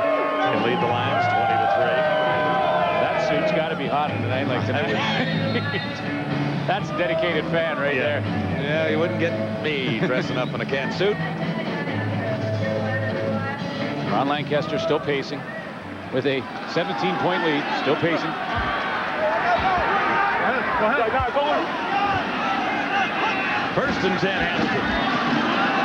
Williams broke 1, tries to turn the corner and does. Franklin forced him out. That's Keith Franklin. I think this guy's an underrated running back in a lot of ways, isn't he? Well, he's a load is what he is. I mean, he gets those shoulders going north-south, and it's awful tough to bring him down. Ron Williams in the program weighs about 220, but powerful legs churning right there, and he gets those shoulders low, and if you don't get lower than those shoulders, forget about it. 17 yards for Williams, who was an Eastern All-Star in 1999. Ticats now set up at the 20. Williams again cuts it back in this time, and he's close to another 5-yard gain. See, with a guy like Ron Williams, who's not only such a strong runner, but he's also got pretty good feet, and you can see him just kind of sift through the holes on that last play. Well, as a defender trying to tackle a guy like that, it's awful tough. You can't just load up and come at him full speed because he's a power back, but he's also quick enough to make you miss and look pretty silly. So he's got it both going for him. 56 yards for Williams. That 28-yard carry was his most impressive thus far, but there's likely more to come. Flutie was going right down the sideline. Did he get a quick start or an early start? Well, he was in motion before the play started, trying to figure out exactly who was going to cover him. A lot of times Hamilton will do that. They'll put Darren Flutie. Procedure. Hamilton number 57. Still second down. The newcomer, Benjamin French. They'll put Flutie in motion and see who's on the other side of the line covering him. That time it was Bo Lewis, but Lewis was running laterally full speed. It was awful tough to catch up to him. Had they been able to snap that ball, Darren Flutie might have had a step or two. Back to 2nd and 10. Ticats at the Lions 20. There's Flutie. There goes the toss. There's the end zone. Picked up. Intercepted by Bo Lewis, and the return is on as Lewis gets up near the 8-yard line. Well, it was the play they had called when Benjamin French went offside. That was the same play that they tried to run there on Bo Lewis. Put Darren Flutie in motion to the right. When he goes in motion, he's just looking down the field to see who covering him. You see Bo Lewis having to move this way to cover him, but this time he continues to turn back. The ball is slightly underthrown. Flutie tries to break off the pattern. When you do that and the ball's already in the air, defense wins it. Penalty markers down near the 20-yard line. Discussion continues right there. Pretty nice catch by Bo Lewis, too. One-hander to knock it down and then pull it in. Major foul. Unnecessary roughness. BC number 27. That's the one that Major foul. Unnecessary roughness. Hamilton number 24. Well, there you go. First down. Evens out. Ron Williams was having a ball. Raphael ball. In that little fight. Big play by Bo Lewis now. Let's see if they can, BC Lions can use some of that momentum. Try and get back into this football game. Lions will begin inside the 10-yard line. They're down by 17 with 2:05 to go till halftime.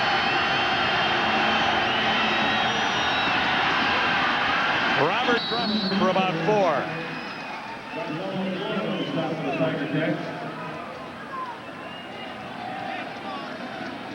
Western All-Star 1999. Drummond actually saw limited duty in preseason. Well, last year, Robert Drummond got off to a great start. I mean, he ended up with 1,300 yards, but got off to a great start in the first 9 games, was really running well, and then Juan Johnson came back. When Juan Johnson got back in the lineup for whatever reason, whether it was a chemistry problem or not, the running game just didn't get off the ground after that. 2nd and 6 for the Lions. Allen looks to put it up, now decides to run, and then throws for Rocky Henry, who made the catch, and that'll be a critical first down for the Lions to try and get some points on the board before halftime. Well, they also have to work the clock, too. Just 1:32 left, so Damon Allen is going to start calling the plays on the line. He has lots of time to throw the football, and that's the key. Good protection by the offensive line. Finally steps up into the pocket and finds a receiver, but he's going to start calling him on the line from here on in. 1:24 till halftime. Lions trying to get a little closer to the Ticats. Allen and had to dive under. Mumford read it perfectly. Gonzalo Floyd made the play, but it was Mumford who allowed it to happen. Mumford, rather than coming off the edge, realized what the play was and stopped. And when he did, it made Damon Allen stop. Watch Joe Mumford right here. There's Floyd at the top. Now watch this. Mumford sees it's going to be a screen, and he doesn't rush the passer. He falls off. When Damon Allen sees Mumford fall off like that, it causes him to hold the ball that 1 extra second, and Mumford's buddy Floyd from the backside pulls him down. Now it's 2nd and 15. Allen needs a huge play. Screen toss. Robert Drummond can't get away from one tackler, and that's Gonzalo Floyd there. So the Lions will have to kick it away. 47 seconds till halftime. Screen's an awful tough play on 2nd and over 15. It was a long way to go for a screen Hamilton. pass. We have a penalty.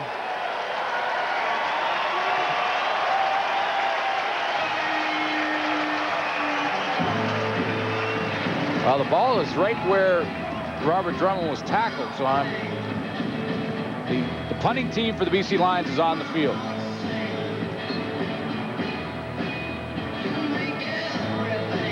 Smiles on the Tiger Cat sideline.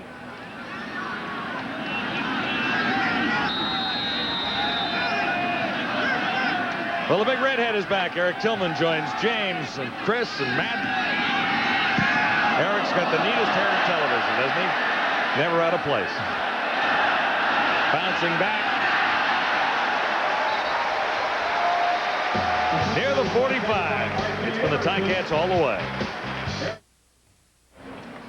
Football this week with Glenn Sutter, Chris Schultz. 11 a.m. Sunday mornings. It's 8 a.m. on the West Coast. McManus with a chance for more points here. On target, far side, first down, Corey Grant. Markers are down again, however. Well, Corey Grant went with the old, if you're not cheating, you're not trying, I believe. Because I think he gave a little push in the back before he caught the ball, and he's going to get called for offensive pass. Forward pass interference. Hamilton number 2. Repeat first down. Basically a throwback. Danny McManus throwing it to the back of Corey Grant. Ron Lancaster not happy with the call. Of course, he had the best view of it right there on the sideline. Not happy might be an understatement. Yeah. Little pushing back and forth. The coaches hate it because both the defensive back usually and the receiver are always hand fighting. They're pushing down the sideline, and that's really what Ron Lancaster is likely arguing right there. Safe to say that Ron Lancaster has seen more bad calls in Canadian football than anybody currently involved in the league. Well, they're always bad if they go against him. But when you've been around it 40 years, you've seen a few bad calls. Here's McManus. Oh, what a ball. Andrew Grigg. Oh, what a nice catch by Grigg. In his 6th season. A nice catch, John, but an even better throw. I mean, Danny Barrett would be the coach. Yeah.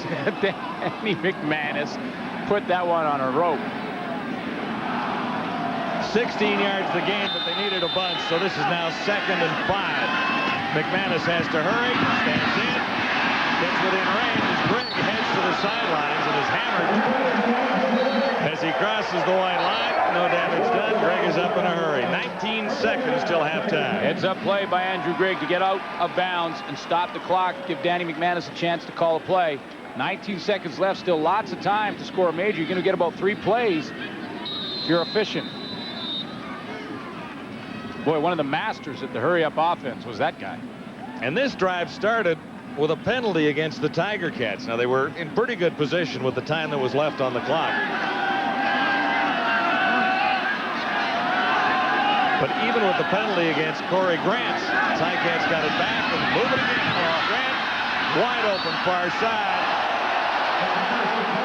And I'm not so sure there wasn't a face mask over there, just the way Grant went down, and Lancaster is steamed about it. But Ron Lancaster wants the roughing call on the sideline. And here it is up here. Ball out to Corey Grant. Now watch this. There, that's the right arm from. Well, he grabbed him around the neck. I couldn't tell it was a face mask. Well, but Lancaster said he slugged him, is what he's saying. Yeah, it's the right arm across the face from Eric Carter. Ronald Williams will have enough for the first down with 9 seconds on the clock. So a couple more tries, and now there's a fight down to our right at the 10-yard line. Ticat underneath the BC Lion. Thank you very much, Chopper. There's Andrew Grigg on the bottom. That's what you call a cat fight. You're right. Lions and tigers everywhere here tonight. That's a cat fight. Let's get a saucer of milk. The cat fight going on out there. Andrew Grigg and Eric Carter. Carter was the guy who swung at Corey Grant. Andrew Grigg came over there and decided he wanted to get a little payback going. The matchup we've been watching, Andrew Grigg and Eric Carter. Grigg's having a pretty good night so far. Yeah, I would say the guy on the bottom, Mr. Grigg, is winning this tonight. He's made 4 big catches for 59 yards, so Carter a little frustrated. Corey Grant, another catch. Wow, you ran out of time. Yeah, I think they've run out of time, at least unofficially. We've got zeros on the clock here. Danny They wanted to get him out of bounds, and they had a shot for 3 more. He's not happy. That was the wrong call to make unless you can get it out of bounds. And Corey Grant didn't get out of bounds. Get that field goal team out. That may come back to haunt them. It might. Then again, it might not. Ticats with a couple of touchdowns on special teams have a 20-3 lead. It's halftime. An Ivor win in Hamilton.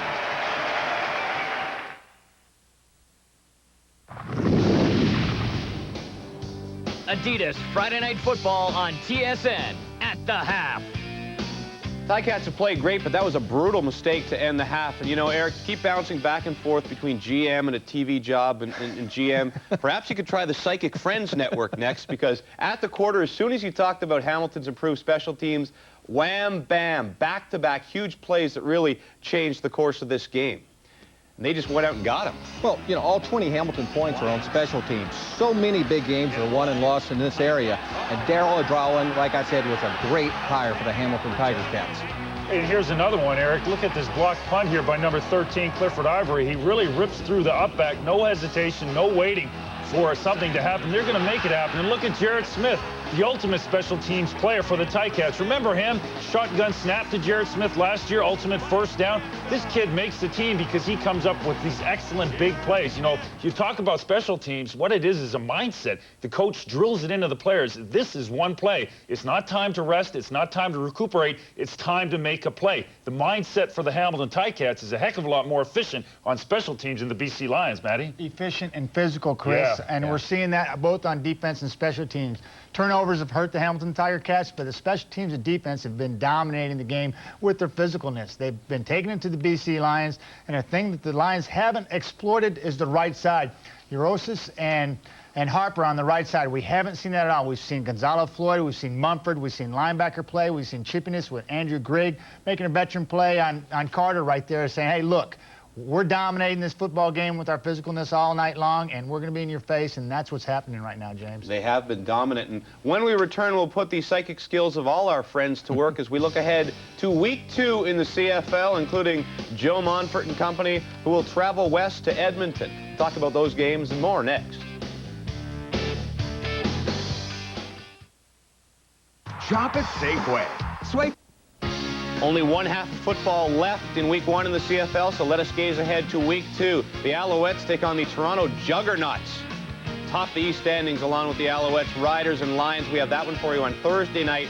2 games on Friday. We have the later game, Ticats and the Eskimos, 9 o'clock Eastern, right here on TSN. And I suppose a bunch of stories the first week in the CFL, but I guess the biggest surprise, considering the way people were talking about the Argonauts before the season, right or wrong, is the way they played last night. They probably didn't surprise John Heward, but they surprised a lot of people. They look really good, Chris. They surprised me. I thought they had a pretty good game. I mean, when you think about the 2 tight end system that was so controversial, well, it took over in the 4th quarter, and they ran the ball extremely well. John Heward called a good game, putting his players in position to make plays, and got the ball to their most explosive player, Daryl Mitchell. Now, Tuesday night, they got to play the Montreal Alouettes, and this is different. That's a power-running team, a play-action pass team, and they can spread the field. And with Kelly Wilshire on defense, they can play the matchup game. If the Toronto Argonauts beat the Montreal Alouettes, I think a lot of people are going to be believers. I know I'll be a believer because that is a good football team they're going to play, Matty. Yeah, they are, Chris. Last night, Toronto found their identity. Yeah. Saskatchewan had to do their same. 18 new faces on that squad, and they had to go out there and find themselves both offensively and defensively. A long way to go defensively. Demetrius Maxey is certainly a benefit. But offensively, I can tell you firsthand, the fans were pleased with what they saw with the weapons on the edge with Marsh and Hobbs. And certainly a young quarterback in Henry Burris sparked that offense, and he made it a ball game late. Doesn't get any easier, though, for Henry in their offense. They go to BC next week, and then they're at Hamilton, then they're at Calgary at home, then they're out to Montreal, and then they got Hamilton back at their place. So that is one heck of a way to start the season with the young football team trying to find its identity. Speaking of schedules, hey, Don Matthews, what did you do to the people at the league office? Your schedule straight out of the chute at Calgary, Hamilton, and home. I don't know how you got that, but forget what happened last week at Calgary, folks. I still think this Edmonton football team is very much improved, and I'm looking forward to seeing the Hamilton matchup next week at Edmonton. I like Edmonton's defense, I really do. I think their front seven is much more physical. They've got outstanding linebackers. Their secondary is improved. The Canadian content is better as well, and that's really going to show up in special teams. If Edmonton can find a veteran quarterback, look out for the Eskimos. Last year, they were 2-7 at home. That's absolutely unheard of. I don't think you'll see a repeat of that this year. In fact, I don't think you'll see anything close to that, James. Also looking forward to Calgary and Winnipeg and the new most explosive receiver in the league, Dave Dickinson. One touchdown reception already so far in the season. That's your schedule. Go out and see a game. Here are your ticket numbers. Write them down and go see a CFL game.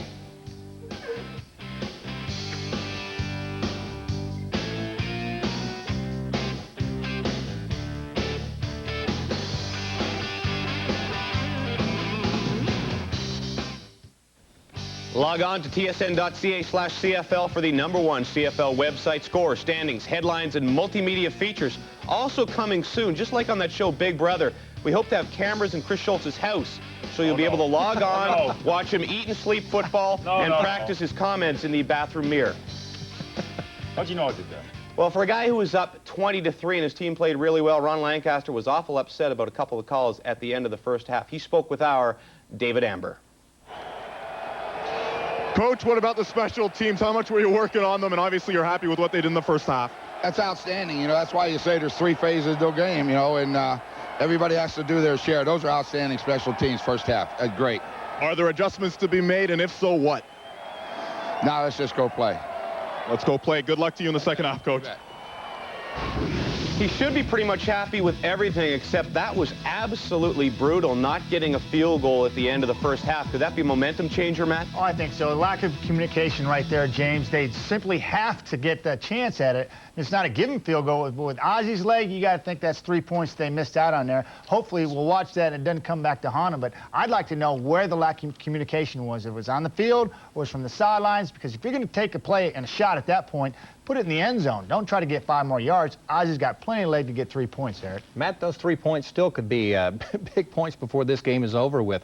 The game certainly is not over for the BC Lions. I think they just have to maintain their composure early in the second half, come out and try to establish something. The thing that I would do is try to attack that young secondary. If they can go down and get 7 points in the first 5 to 10 minutes of the third quarter, we still got a good football game, I think Chris. the key word you said was attack, because to me the BC Lions are kind of, you know, not into the game emotionally. They have to change their mindset and get a little bit angry about the score and about their own personal play. I mean, they're starting to get pressure on Damon Allen with just 3 players. They're not even gaining pressure with linebacker blitzes. I think the BC Lions have to regroup as a team and have a little bit more pride in the second half, James. Yeah, you consider that an interception in the end zone and them not getting a field goal at the end of the half. It could have been 30-3 or even worse for Hamilton. Second half action is coming up. So far, it's been a shelling. Hamilton playing physical and all over the Lions in the first half. Third quarter coming up.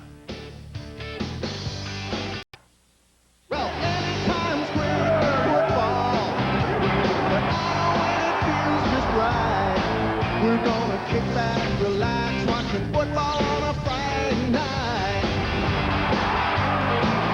It's Friday, and we're gonna be hard to tame.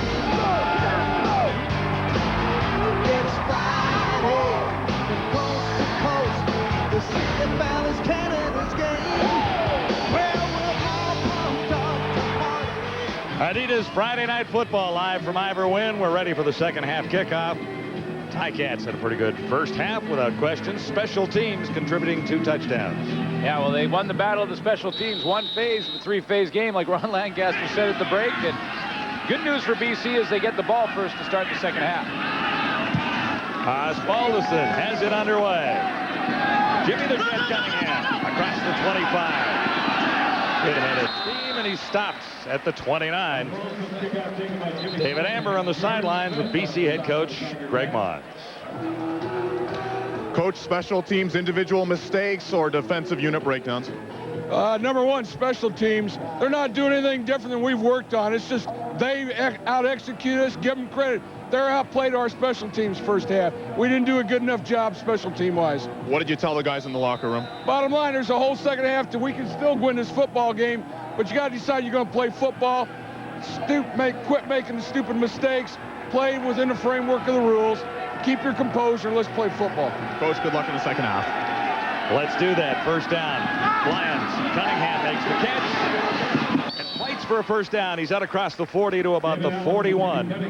Well, one thing I'm sure Joe Powell said to Damon Allen at the halftime is to get the ball to Jimmy the Jet Cunningham. He's been working one-on-one with Nicholas Harper most of the night.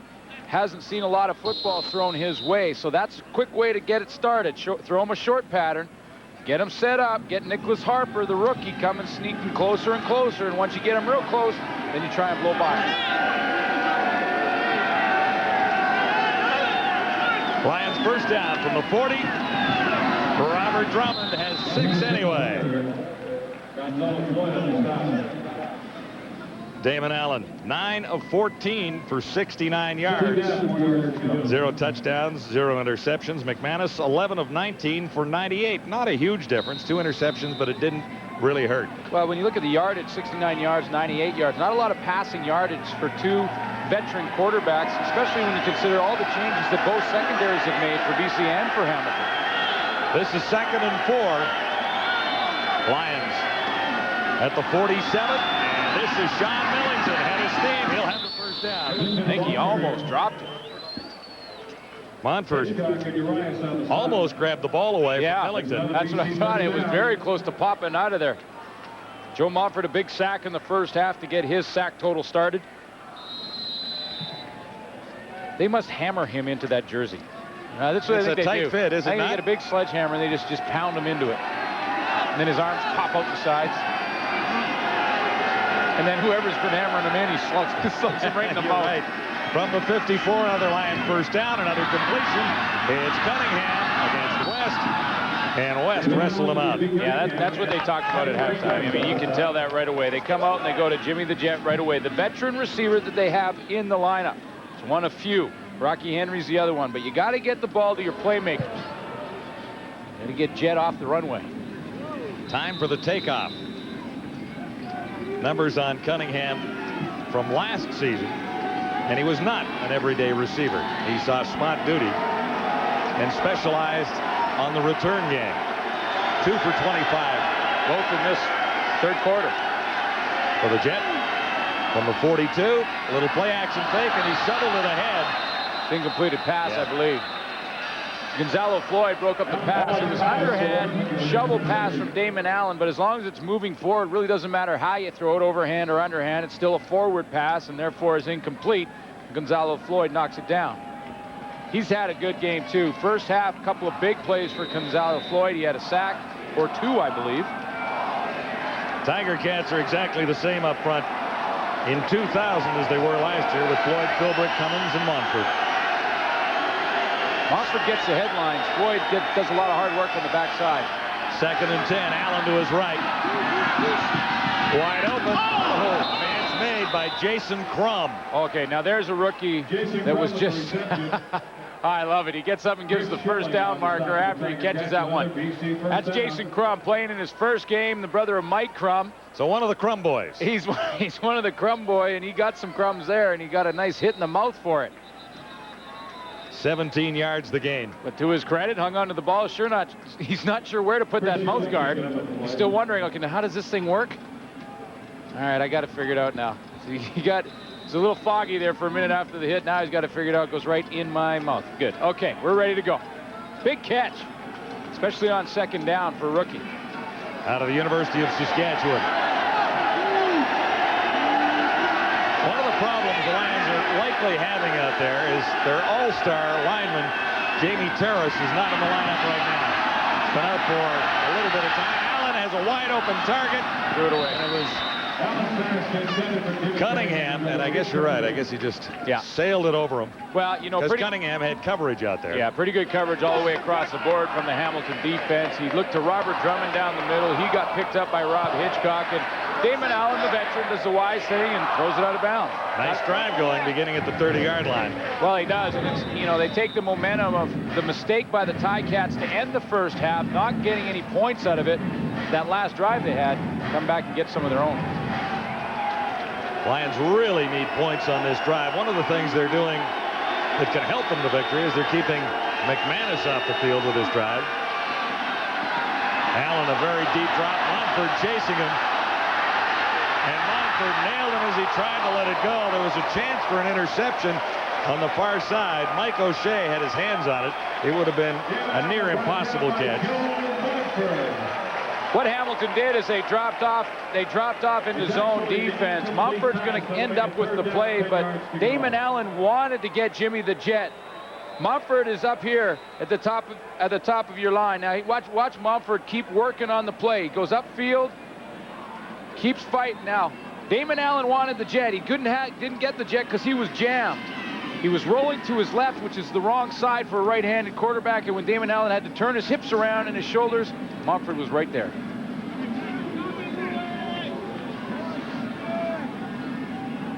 Louis Pasaglia is in.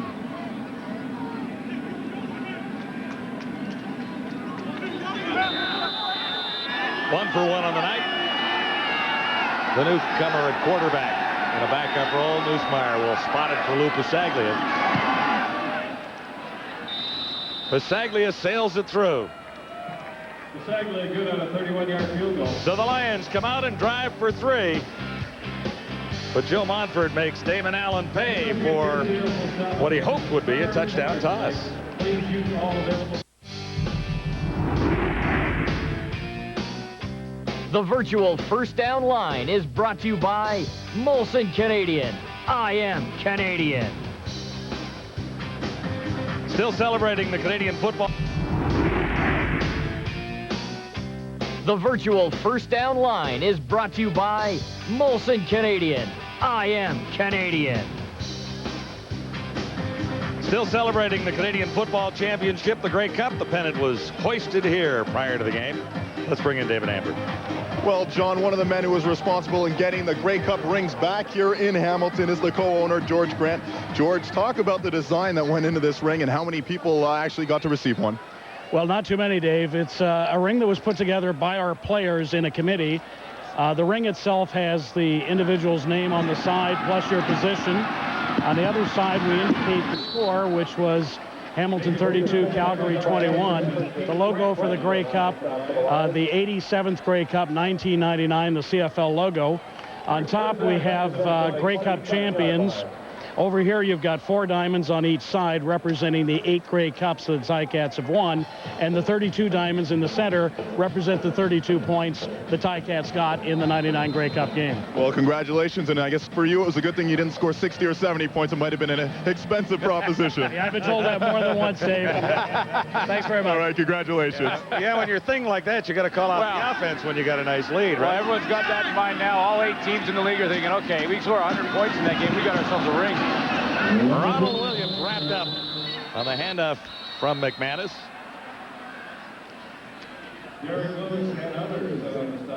Tiger Cats have the lead by 2 touchdowns at 20-6, but they haven't really excelled on offense. A couple of field goals. Well, this is what they did in the first half. When you look at their possessions for the Hamilton Tiger Cats, a couple field goals, interceptions in there, and they punted. So they really haven't got it going offensively. Lions defense doing a nice job in that department, but special teams have been the difference. 2 touchdowns on special teams, 1 on a block punt and 1 on a punt return. McManus shotgun, 2nd and 10. Amerson the target. I don't know. Flag comes down quickly. Oh, wait a minute. Bo Lewis.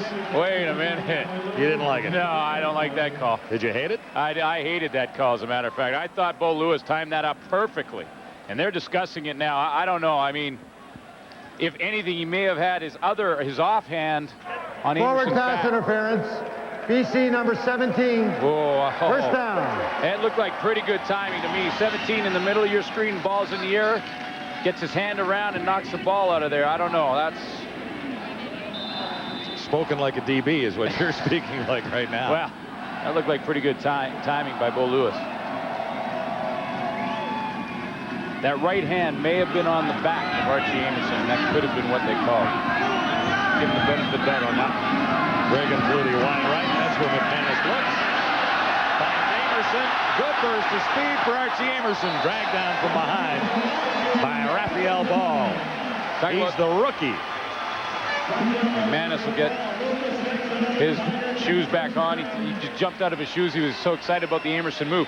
This move by Archie Amerson, this game, professional level, happens so quickly. If you make one wrong step, you're beat. Look at one wrong step right there, and Archie Amerson is off and running. Marcelo Simmons was just to the outside by a half a step. He's the inside guy, number 9 on the hash marks. Little step to the inside. Now watch this. Watch that one step there. Marcelo Simmons can't get back. Ticats first down. Oh, for Ronald Williams. Inside the 15-yard line, Ron Williams. And a Raphael Ball, number 27, made the tackle there. His twin brother made the previous tackle.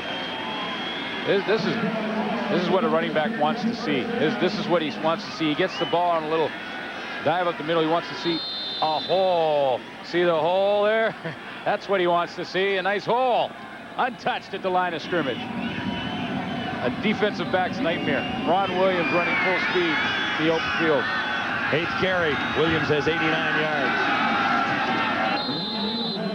One of the things the BC Lions have done this year defensively is to move David Benefield from his rush end position into a linebacker spot. Now, so far in this game, I thought the Lions defense has been playing pretty well, and we haven't really talked about Benefield, which likely means he's doing his job. But that ball now is starting to be run right down the middle. That's where Benefield is lined up. Greg Mons brought a lot of depth in on the defensive line, and because of that, he moved Benefield into the middle linebacker spot. Couple more for Williams on the previous carry. It's 2nd and 8. Ticats are at the Lions 13. McManus shotgun. Here comes the heat. Williams makes the catch. He's at the 6-yard line and wrapped up quickly. A little heat from Benefield on McManus, and we'll see where they spot this. They'll be short of the first down. I think Danny McManus looked to Ron Lancaster to see if he wanted to gamble. It's a long gamble, 3 yards. Well, yeah. I mean, to me, it's an automatic to get the field goal, but Danny McManus kind of looked over there like, what do you think? Maybe we should give it a try. And Ron said, no. No. We'll have none of that. And what would McManus be even asking the question for? It's a little silly, right? I mean, you take the points. Take the points when you can get them. But the quarterback's got a hot hand right now. Says, I can get 3 yards here. Well, he probably saw something, too. He says, on defense, you know what? I know the play. Osbaldiston will have it spotted. It's a difficult kick from that angle. At about the 13 there. No problem. 3 more for the Ticat total, so they match the BC Lions here in the 3rd quarter. It's 23-6. This is Adidas Friday Night Football. A perfect night for the opener of Adidas Friday Night Football. Dave Hodge has another special on the way with Jack Nicklaus tomorrow, 7 Eastern, 4 Pacific time. So the Golden Bear. That'd be nice. With the silver hair guy. You hear that one? See if he's got any good helpful hints. My game could use it. Damon Allen drove for a field goal on his first possession here in the 3rd quarter. But the Ticats have answered that on a 13-yard field goal by Louis Pasaglia. Or by Paul Osbaldiston, I should say. Pasaglia for the Lions. Pump fake once, and there's Jimmy Cunningham. Big gain for the Lions out near midfield. He's wrapped up by Mike O'Shea, number 59. Yeah, I think you got to watch the Jet now the rest of the way, because right now the Lions have started to try and take advantage of the rookie on the corner, Nicholas Harper. That time it was a zone defense, so he didn't get the one-on-one matchup, but nevertheless, Damon Allen continued to go that way with the football, and the Jet found a hole, but they will go after this side of the Hamilton Tiger defense if they can. Gain of 19. Lions out near midfield. Here's Robert Drummond looking for room outside. Cuts it back in. Stopped at about the 49. He'll have 5. Mike Philbrick was there for the tackle.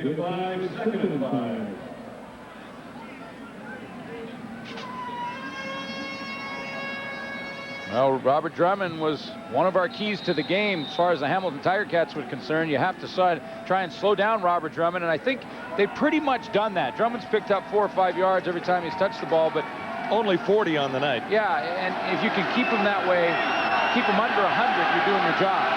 You're not going to shut him out completely. 2nd and 5 for the Lions. Nice play action fake.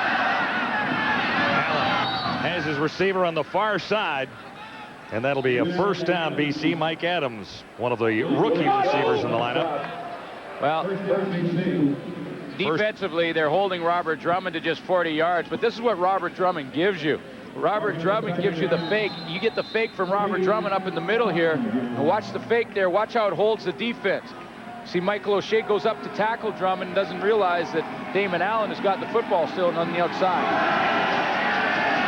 First catch for Mike Adams in his first CFL start. Allen shotgun, 1st down. Drummond swinging out of the backfield, has to cut it back in for a hard-fought 2 yards. Lamar McGregor made a pretty nice play to turn it inside. Really didn't make the tackle, but you got to realize when you're on the outside and the perimeter as a defensive player coming up on a guy like Drummond, you got to turn them back to where your help is. Turn them back to your friends. That's where the pursuit is, and Lamar McGregor, who's re-signed this year as a free agent, a linebacking core for Hamilton Tiger Cats, works in tandem with Joe Mumford throughout the game. 2nd and 8. Lions are at the Tiger Cat 43. Allen, long sprint left. Deep for Cunningham. Touchdown. He held on in the end zone. Jimmy the Jet Cunningham. And Allen has his first touchdown of the night. Cunningham has a 43-yard touchdown to get the Lions back in this thing. Well, Damon Allen paid the price to get this ball off. But what an adjustment by Jimmy the Jet Cunningham when the ball was in the air.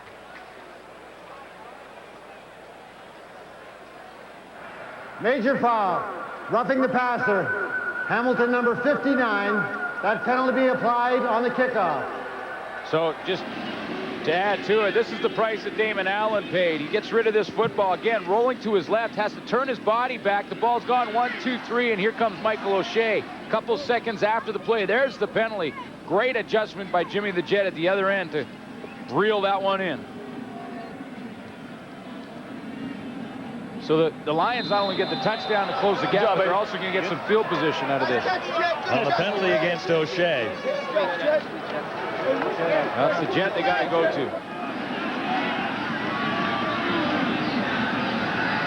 Lou Pasaglia looks to make it a 10-point game. Ticats on top, 23-13. There's life in the Lions, though, on Cunningham's touchdown. Jimmy the Jet Cunningham has the first offensive touchdown of the ball game. Great catch in the end zone to complete a 75-yard drive. Here's what it looked like from behind Damon Allen. This was his view. Sees him way down the field and then sees O'Shea hit him right in the mouth. But Jet adjusts on the fly. He was looking to the inside at the beginning of that play and then turned back to the outside, caught it, and just looked up, went over there and said, Damon, it might have hurt, but it worked. Short kick as the Lions try and recover, and it rolls out of bounds. Wow. I'm not so sure. I can't believe that John Baker shanked that one that badly. That had to be a design call to go over there.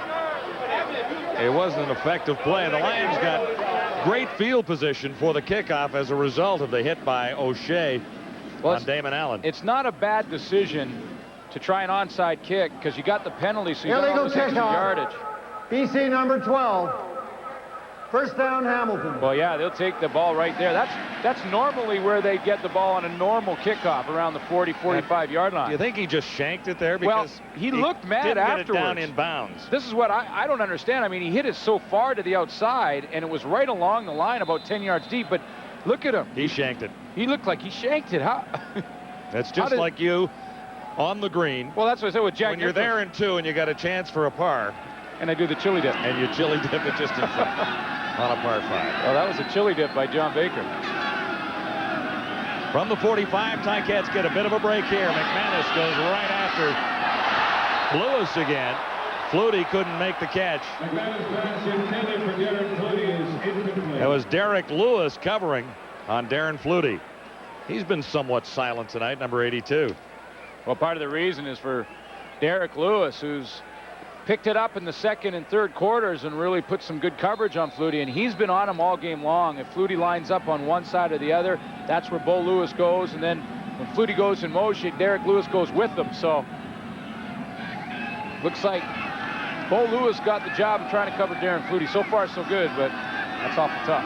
2nd and 10, Ticats at the 45. McManus unloads in a hurry, put it right on the money. Amerson couldn't hang on. Well, I feel old Mole shifting again. And now the Lions, after the touchdown from Jett, are getting the ball back after 2 plays. Does 2 things. Number 1, offensively, BC has momentum. Number 2, that defense for the Ticats comes right back on the field with just a 2-play break. They're still breathing hard. But the Lions blew a pretty good opportunity to pin the Tiger Cats a little deeper with the field position they had on the kickoff after the touchdown. Yeah, it didn't look like a design call. It looked like just a shank kick from John Baker.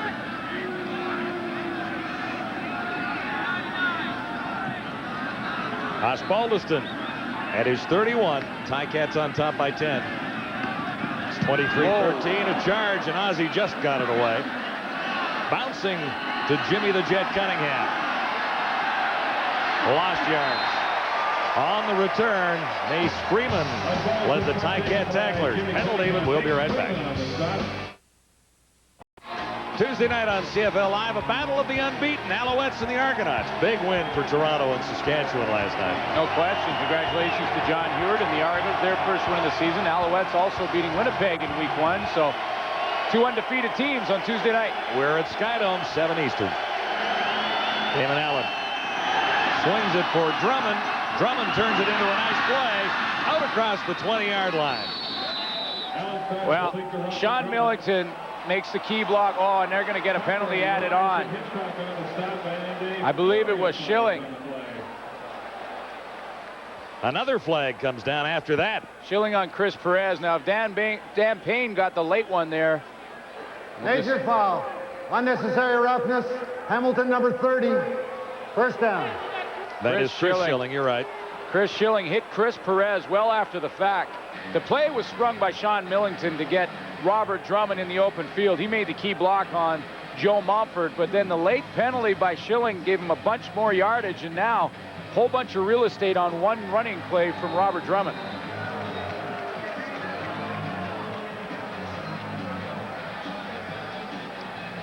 Lions out at the 38. They started deep in their own zone.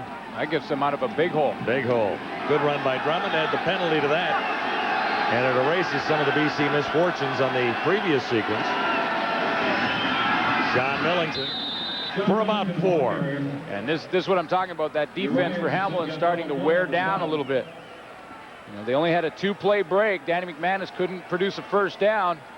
So Don Southern's got to be worried about not only having a young group, but also a young group in the secondary that's starting to get a little bit tired. And that's when you try to get Jett down the sideline, try and throw it up on top. 2 new faces in the secondary, 1 in the linebacking corps. Actually 2 if you count O'Shea. Harper is new on the corner. Very quick, they say, but it's his first start in the hot spot. Allen handing out. Drummond proceeds. He's a little shy of the first down. It's well, you know, it must be tempting for Joe Powpow and Greg Mons. Well, they're going to gamble if they're short. It looks like they're about a yard short. You just saw Greg Mons say, go for it. It's tempting for them to go after Nicholas Harper on every play. To just say, okay, he's a first-year guy on the corner. Let's put Jimmy the Jet over there and just send him deep every play. You can't really do that offensively. What you have to do is run your scheme, take what the defense gives you, and then hopefully you get the matchup you want out there on the corner on Harper. You can't really change it all. 3rd and 1. Lions go gambling here, and Damon Allen dives under the pile. He's across the virtual line and across the real line on the football field as well. That'll be a first down on the final play of the 3rd quarter. Ticats lead the Lions 23-13.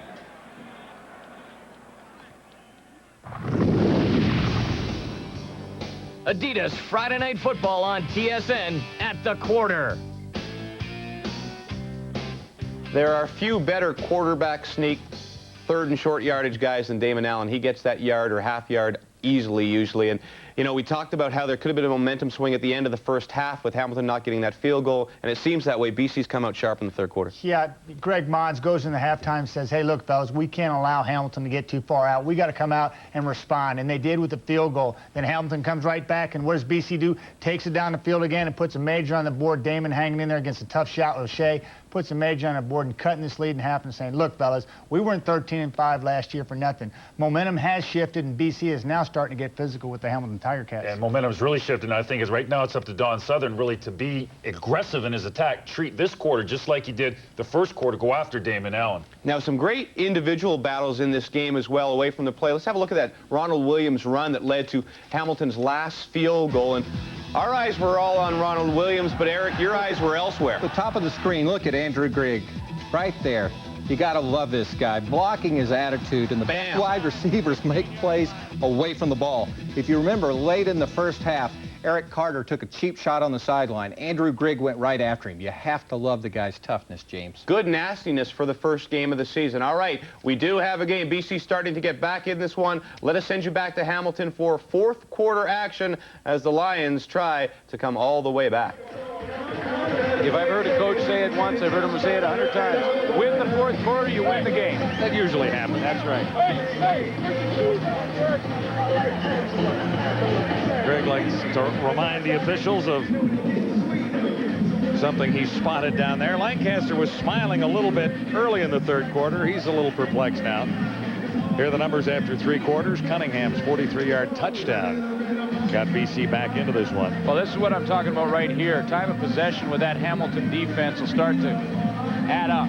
And, you know, that right now, 26 minutes, BC Lions starting to get the edge in time of possession. And that Hamilton defense, led by Don Southern, is starting to get tired. Southern has had to make some adjustments in the secondary with 2 new faces back there. Mike O'Shea is back in the middle. A spot he held a few seasons ago here. And beside him, another rookie, Willie Fells. So Southern has had to make some adjustments because people have left this team, including Gerald Vaughn. Lions are 1st and 10. Allen on the money. Oh.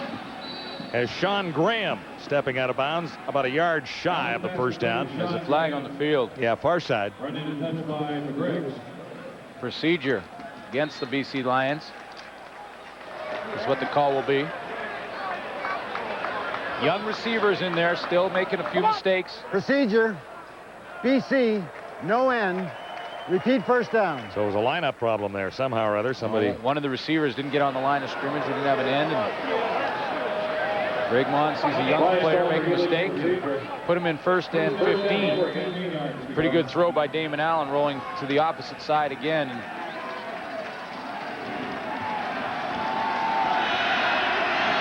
Again, the story in this one, 2 special teams touchdowns for the Tiger Cats. They lead by 10. 1st and 15, Allen pumps once, looks deep, wide open, far side, catch made. Hitchcock over to try and make the tackle, but he won't get there in time. They rule him down on the 1-yard line. Oh, Mike Adams, and I don't think they're going to give him the touchdown. Are they giving it to him? I don't think so. They haven't made a signal yet. Mike Adams did all the work, and they haven't signaled touchdown as yet. It was a bust in the Hamilton secondary. Mike Adams was wide open, and that's from fatigue. We talked about the Hamilton defense game time. They made a mental mistake. Mike Adams makes the catch. And they're calling it a touchdown now. I think they're giving it to him. Yeah, they are. They didn't make a signal. At all. So Adams gets credit for the touchdown, and the BC Lions are right back. Well, there's the bust. That's how wide open he was.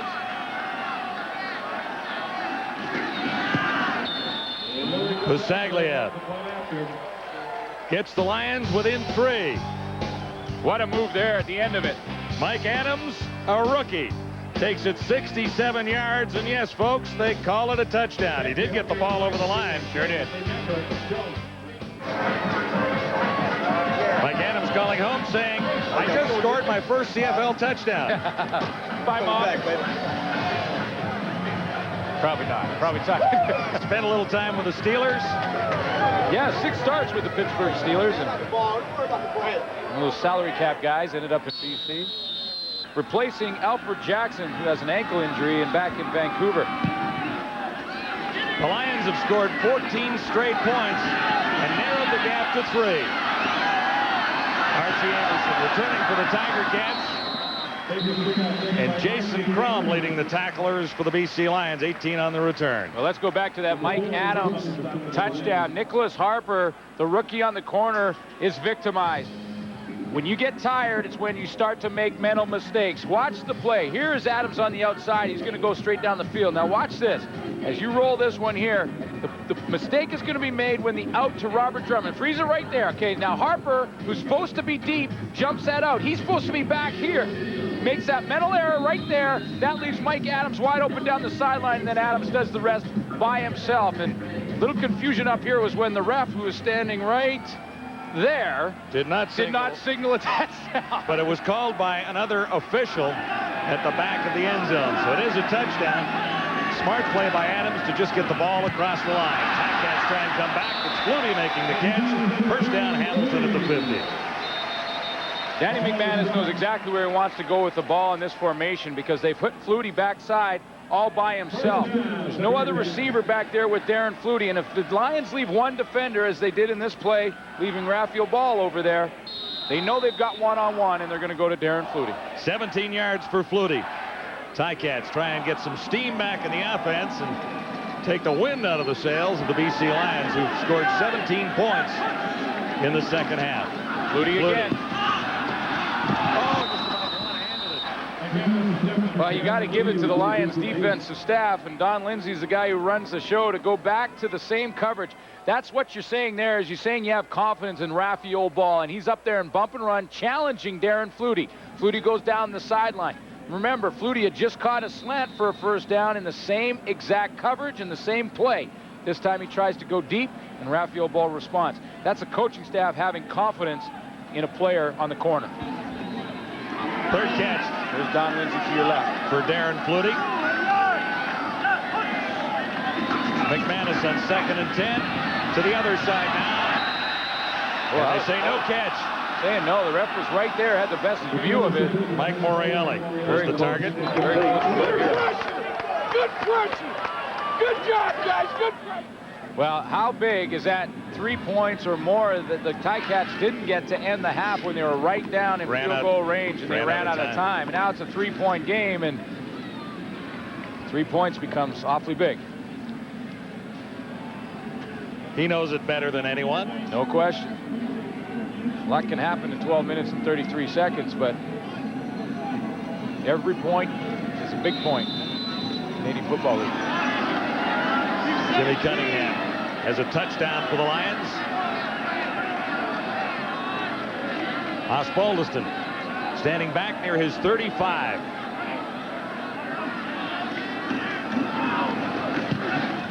Off the side of his foot, not deep. Knuckler for Cunningham at the 25, cuts it out.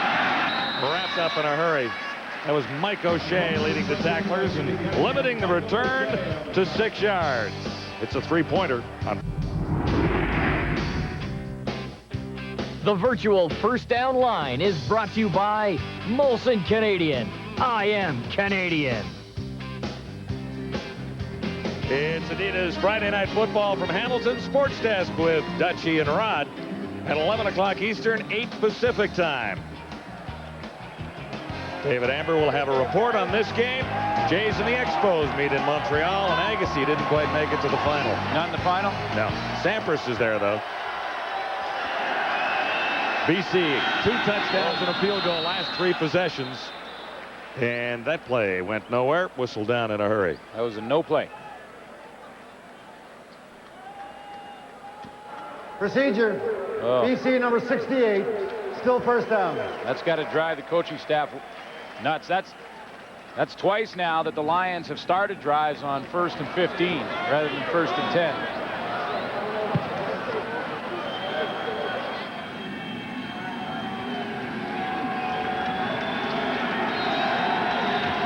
Hamilton has taken the majority of penalties in the game. First and 10. First and 15 for the Lions. Back at the 24. Just 3 yards there.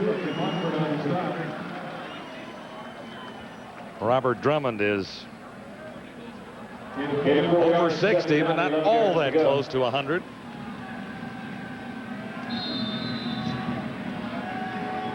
Well, now this is the type of zone right here that you can look at a draw or a screen type of play and have a chance for first down. It's about 10 yards to go. You're really going to surprise the Hamilton defense by trying it. The Mantikas penalty puts them in a bit of a hole. They'll try and get out here. Allen to his left. Has a wide open target. Jason Crum makes his second catch of the night. Pretty impressive from Jason Crum, because in the first catch he made in the first half for first down, he got hammered, hung on to the ball. That one, he used his head. Ran down the field, recognized the defense, and turned around. Pretty remarkable for a guy in his very first game at receiver. We have 2 Crums in the lineup tonight. 2 Franklins, 2 Hendricksons, and twin balls. Jason Raphael and Raphael in the Lions secondary. Yeah, Jason Hinton to the sideline used to be a quarterback. It's a quarterback in college. Big first down for the Lions. They're now at the 45. Pitch goes to Robert Drummond, who stumbles trying to turn the corner. Millington couldn't get a block down, and the Ticats swarm him. Montford is there. Lamar McGriggs is there. Big play for Don Sutherland's defense. Anytime you can get a running back to get his shoulder pads east-west, not north-south, you've stopped the play. You watch how Drummond's shoulders get turned. Little pitch out. He's going wide. Almost looks like you want to throw, but look at his shoulders right there. See, they're heading towards the sideline. That's it. Play's over when that happens. Another second and long situation facing the Lions offense. Injured Ticat near the 42-yard line. Jeff Cummins being attended to by the medical staff. Joe is awfully calm all the time, isn't he? The offensive coordinator, assistant head coach, Joe Paupow. Timeout at Ivor Wynn. We'll be back.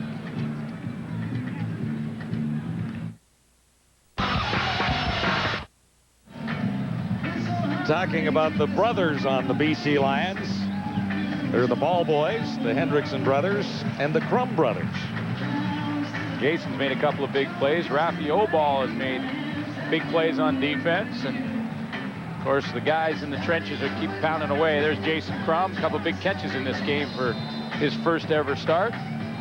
Placing Don Blair in the lineup. And Brett Anderson also hurt for BC back at home in Vancouver. So Jason Crum gets a chance. He's making the best of it right now.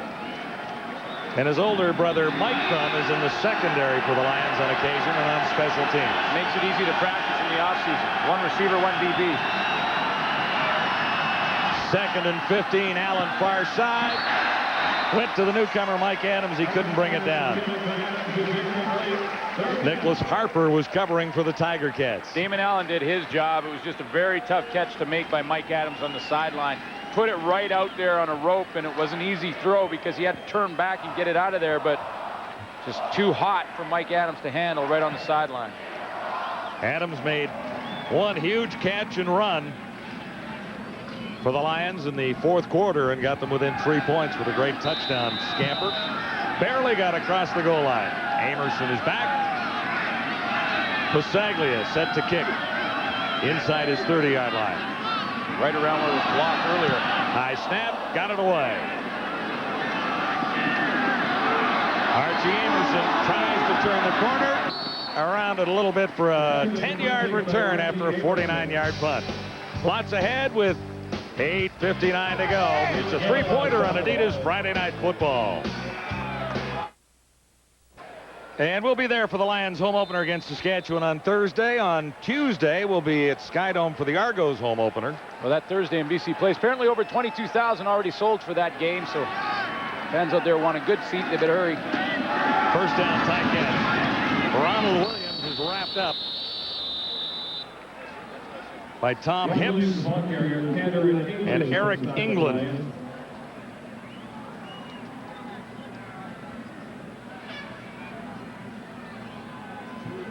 Williams averaging 5 yards per carry last year. This is the night tonight, closing in on 100.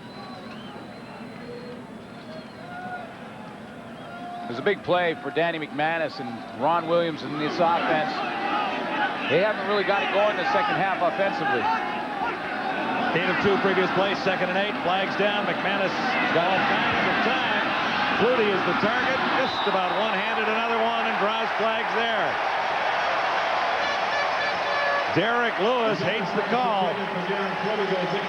They're both going to be against the BC Lions. I believe Herman Smith jumped offside. And there was some grabbing going on Darren Flutie down the sideline. I believe Bo Lewis is going to get caught in this one. I do agree with. Offside, BC number 91, decline. Forward pass interference, BC number 17, first down. There's the first one. Herman Smith caught in the neutral zone. Bo Lewis down the sideline on the next one. Here's the second one. Little grab there. Now when the ball's in the air, he's beat, so he grabs the arm and pulls it back right there. Definitely pass interference in that case. Net 40 for the Tiger Cats. Huge play for Danny McManus, as it turns out. 2 penalties against the Lions. Less than 8 minutes to go. Final quarter. Pitch to Flutie, end around. He looks to throw this. Threw it away. Yeah, had to throw it away. Alan Pitts can make that play in his sleep. I don't know if you saw that. That was a terrific play in the Calgary-Edmonton game, season opener at McMahon. Virtually the same play. Alan Pitts comes around, but it was the quarterback, Dave Dickinson, who snuck out and went down the sideline. That time, Danny McManus was just standing back there watching. Yeah, it wasn't the pass back to the quarterback. No. McManus was heading in the other direction. Darren Flutie last year threw 5 passes. It's a play they have in the playbook. He might have practiced in the backyard with the bigger Flutie. Bigger in what way? Taller? Well, older, I should say. Older, yeah. Maybe paycheck, too. Yeah. Andrew Gregg makes the catch from McManus. Yeah, the paycheck might be a little larger for Doug, who's getting ready in Buffalo for the start of the NFL season.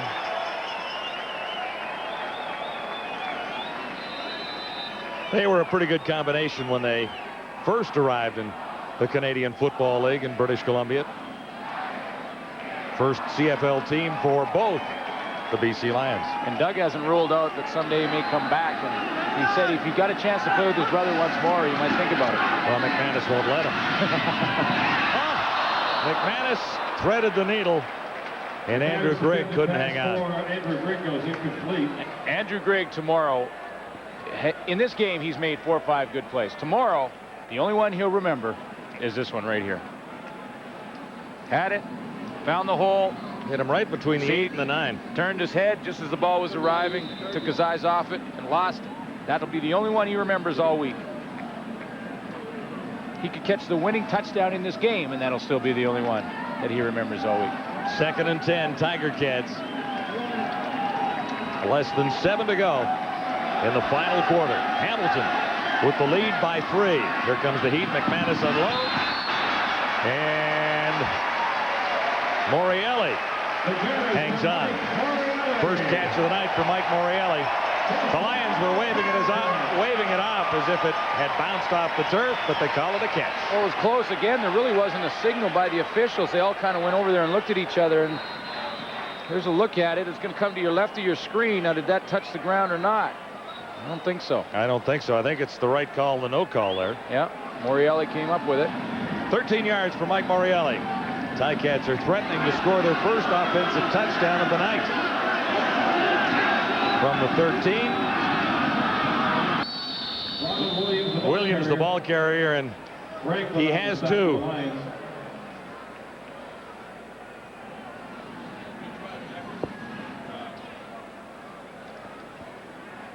Remember Ronald Williams in BC Place last November?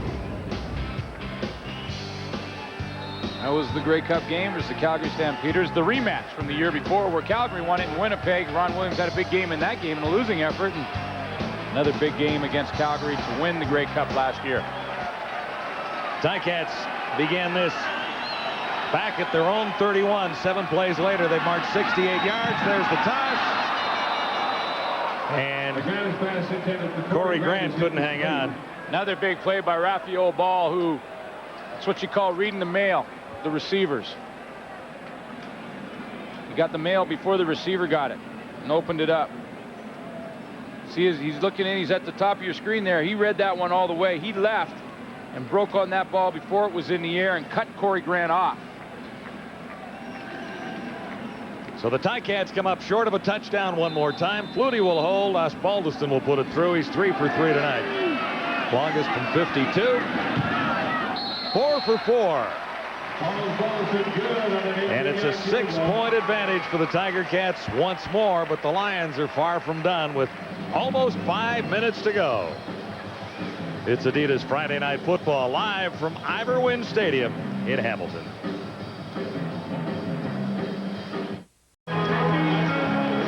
Tiger Cat fans out here to welcome the Grey Cup to town.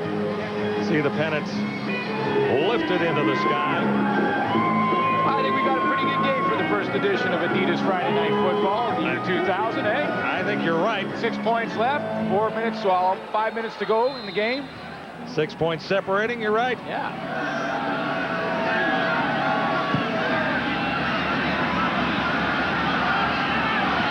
Jimmy Cunningham returning for the BC Lions. Slowed down at the 24, and there was nowhere to go after that. Our game story tonight revolves around some special teams touchdowns for the Tiger Cats in the early going.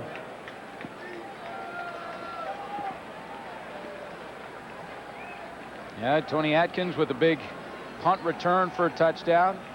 Jarrett Smith off a blocked punt came up with a touchdown. That was the special teams you were talking about. That's chapter 1 and 2 of our story. The Lions come back with 17. That's chapter 3. And Osbaldiston restores the lead, and chapter 4 is not complete yet. That's right. Really? At least restores a 6-point lead. David Allen, BC Lions, 1st and 10 near the 24. Allen to Cunningham. Cunningham tries to get around West. The West didn't buy it for a second. He made the tackle, and Schelling came over to help out. It's a 3-yard gain. Well, it's only 2nd down. Don Southern knows that with this much time left in the game, that the BC Lions won't start playing 3-down football just yet. So what he's thinking is his regular defensive game plan in 2nd and 6 situations.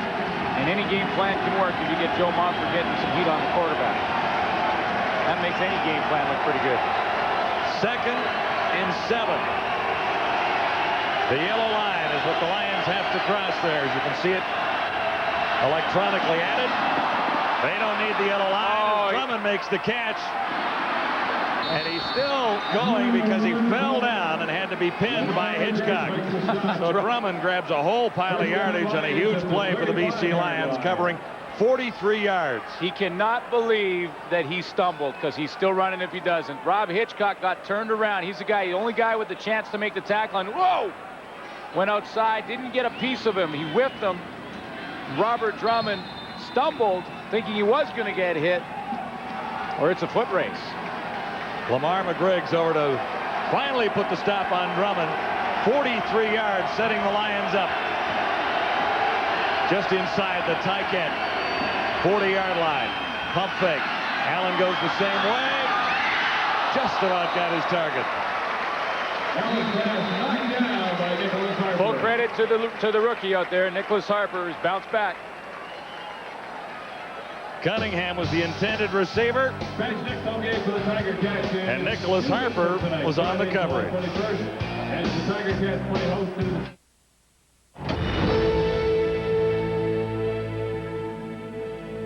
St. Andrews in 1970, and I walked in the press room and said, "Oh, Jack, that's number 10. You only have 3 more to Ty Jones." I hadn't thought, never entered my mind. And then all of a sudden, everyone after that became a number and a record for somebody to shoot at. And obviously, I'm proud of that. It's to play well in the big championships is really what everybody tries to do.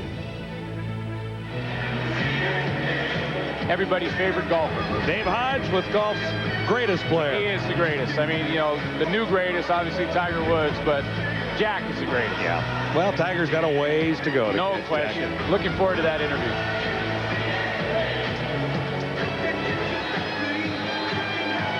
Lions are on a nice little roll.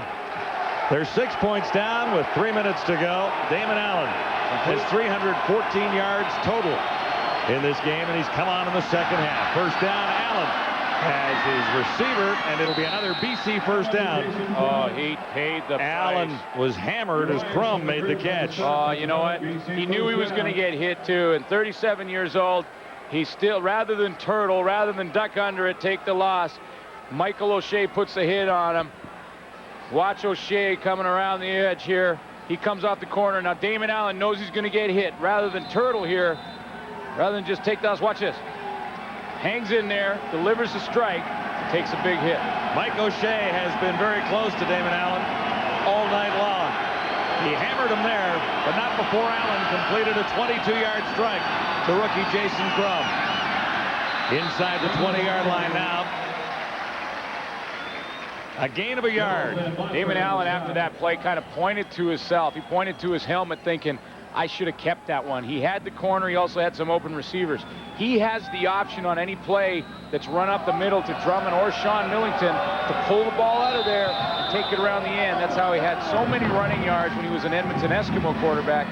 That old Sally Rand, where you just fake the handoff and take off with it. He wanted that one back. Only a yard for Robert Drummond. So this is 2nd and 9. Lions at the Ticats 16. Coming. They're coming again. And oh, boy. Dan Payne comes up with a ball, but I don't know. Well, it was stripped It was a out fumble, and Payne actually recovered it before it hit the ground. He did. Yeah, he did. It was So stripped. it wasn't a forward pass. Stripped out of Damon Allen's hands. I believe it might have been Mumford. They were coming with everybody. Hamilton Tiger Cats are going to come from this side of the field and watch the blitz come after Damon Allen. They send in everybody. Look, the linebackers are coming. There's O'Shea. O'Shea gets in there. I believe, okay, it was O'Shea who knocks it out of there. Floyd had it. Then Big Dan Payne gets it. Great hands by a 300-pounder and Dan Payne to hang on to that. Well, Lions keep possession, and they got a shot at 3. Pasaglia is good. It's back to a 3-point advantage for the Tiger Cats. Big play by Dan Payne to have the heads up and presence of mind to pick up that ball before it touches the ground and save 3 points for the BC Lions, because now a field goal ties it. I mean, there's a guy that's buff. I mean, look at Dan. He's got that chiseled, strong body. Look at him. Chiseled. Okay, well, maybe not completely chiseled. I mean, the only vegetables I think he eats is on a pizza. But anyways. Chiseled out of a tall oak tree is what he is. But he did make a huge play. We actually called him Mountain when he was in Saskatchewan, because when he stepped in there, he blocked the sun. There's Big Dan Payne up there. Watch him. He gets a chance to touch the football. Michael O'Shea was the guy who was supposed to block, and I guess when he thought, well, I missed O'Shea and he knocked it out of there, I better take this and just use some of my great speed to the outside. Whoa. Well, he didn't get it quite cranked up to get... Mumford chopped down that oak tree you're talking. But hey, a big play for Dan Payne to grab it, because that it's saves 3 the points, 3, yeah. and that's a big 3. Now, if the Lions defense can hold Danny McManus, a field goal ties this game and puts it into overtime for the first time under the new format. We don't need to get into that until it happens. You can hardly wait. I can't wait. This could be tonight. Overtime in 2000. The rules are different. Kickoff by Baker. Amerson waits. Little seam on the far side, but only about 7 on the return overall. Now here's a guy you really don't want to meet with 1:51 on the clock and the game on the line. 16 of 30 for 176, 2 interceptions. And he has not engineered a touchdown drive yet, which is kind of interesting. Well, you know what? He looks at those numbers, and that and about $1.50 will buy you a cappuccino in his mind, because he doesn't really care as long as he wins the game. And that's exactly what he did in the Grey Cup last year. Huge game for Danny McManus, over 300, couple touchdowns to his #1 target and Darren Flutie, and really took it to the Calgary Stampeders last year in the Grey Cup game. Ticats celebrated their First Grey Cup win in 13 years. McManus was the game MVP. On first down, he's got Amerson. He couldn't hang on. Amerson had a tough catch to make there. Marcelo Simmons from that wrecker spot wrecked the play. Been pretty quiet, and that's good for a DB. That's what you want if you're a defensive back. You want it to be quiet. No one talking about you. Simmons over from the Eskimos in 1999 was also around the Argonauts when they were winning Grey Cups not long ago. Yep.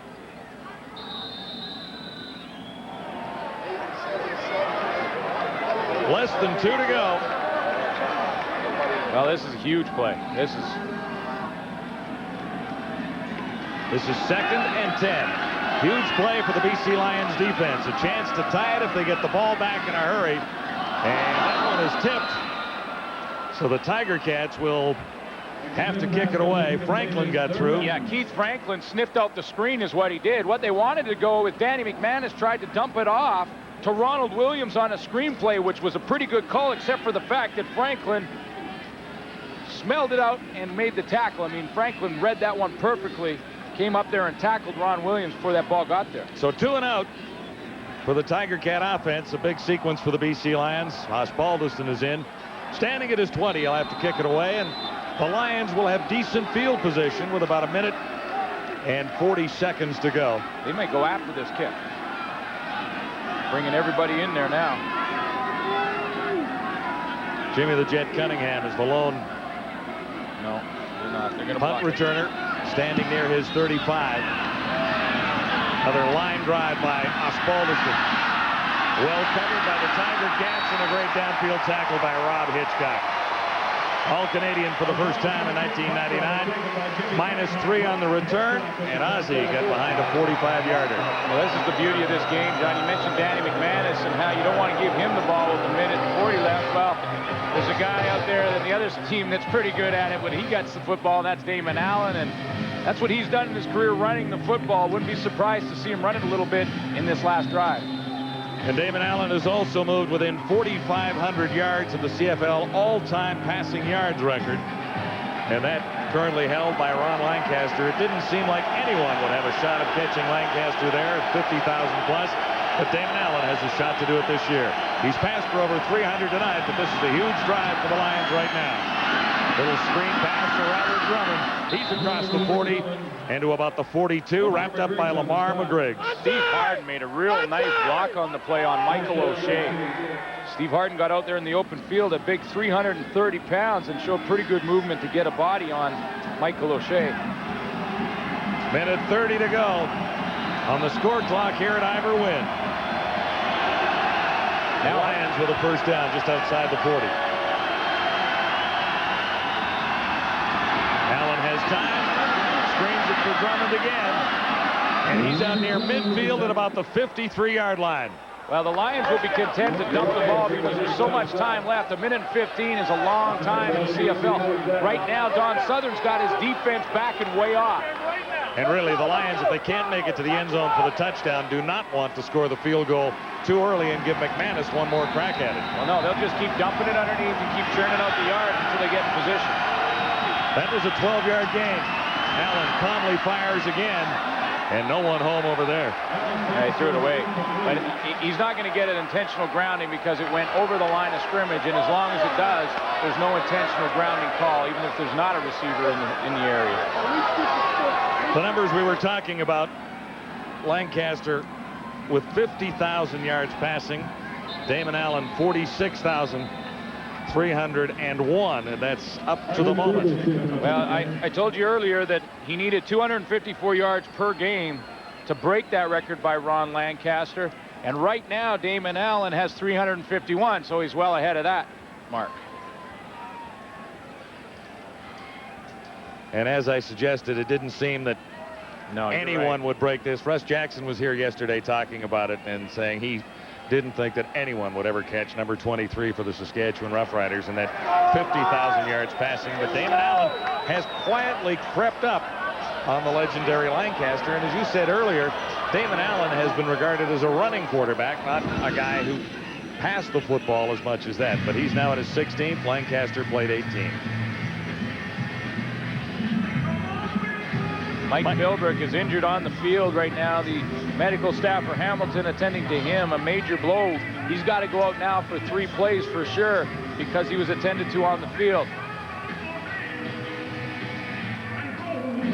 Might he be just getting a break for the defense? Well, a little breather, but then he's got to stay out for but he's some got to plays. stay out. Yeah. That's right, and that puts a hole in the middle of that defense. So they may be trying to regroup a little bit defensively, get a chance, almost like we'll call it an unofficial timeout. Is There what you go. we'll call it. You talked about this earlier too. The 3 points all the right. Tiger Cats could have had at the end of the first half. Yeah. Time ran out.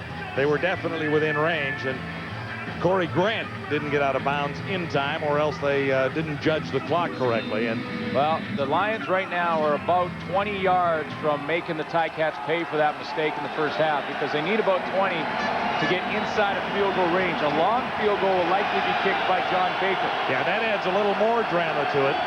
Pasaglia's range is about 35, we think. Pump fake, Damon Allen, far side. Short of the first down on 2nd and 10. Well, I think now, really, Greg Mons cannot kick a field goal from where he is, really, with 57 seconds, has to go for it. He has to play 3 downs now. I mean, really no choice. About 5 yards to go. 5 yards to go, you're right. 5 yards to go for a first. They got to go for it. They kick the ball now. Hamilton gets it. McManus could get rid of 57 seconds when he's got the lead without a question. And right now it would be about a 60-yard field goal attempt, which would be close to a record. I think it's a little out of range. No wind here tonight. Game is on the line right now. 3rd down. 5 to go for the Lions. Graham makes the catch, and it'll be a first down BC. The drive continues. 38 seconds to go. You have as gotta the be- Lions continue to drive. You have got to be kidding me. What a catch by Sean Graham. He didn't even know the ball was there until it hit him. What a play by Sean Graham to keep the drive alive. That ball hit him in the shoulder pad, and he reacted. He needed 6. He got 8. Lions are set with a first down at the Ticat 45. Allen back in a hurry. Hasn't run much tonight. He takes off here and slides safely inside the 40, 20 seconds remaining. He was thinking about 2 things. One, there was a wave of Ticat tacklers on their way to hit him. The other thing, don't make another move. And he's got to think about the clock. There's 20 seconds left. He's going to call this one on the line. Still need to get this first down, though, and get it at least 6, 7 more, 8 more yards to get in decent range. That's what they need for a first down, the yellow virtual marker there. Getting into the middle of the field more now.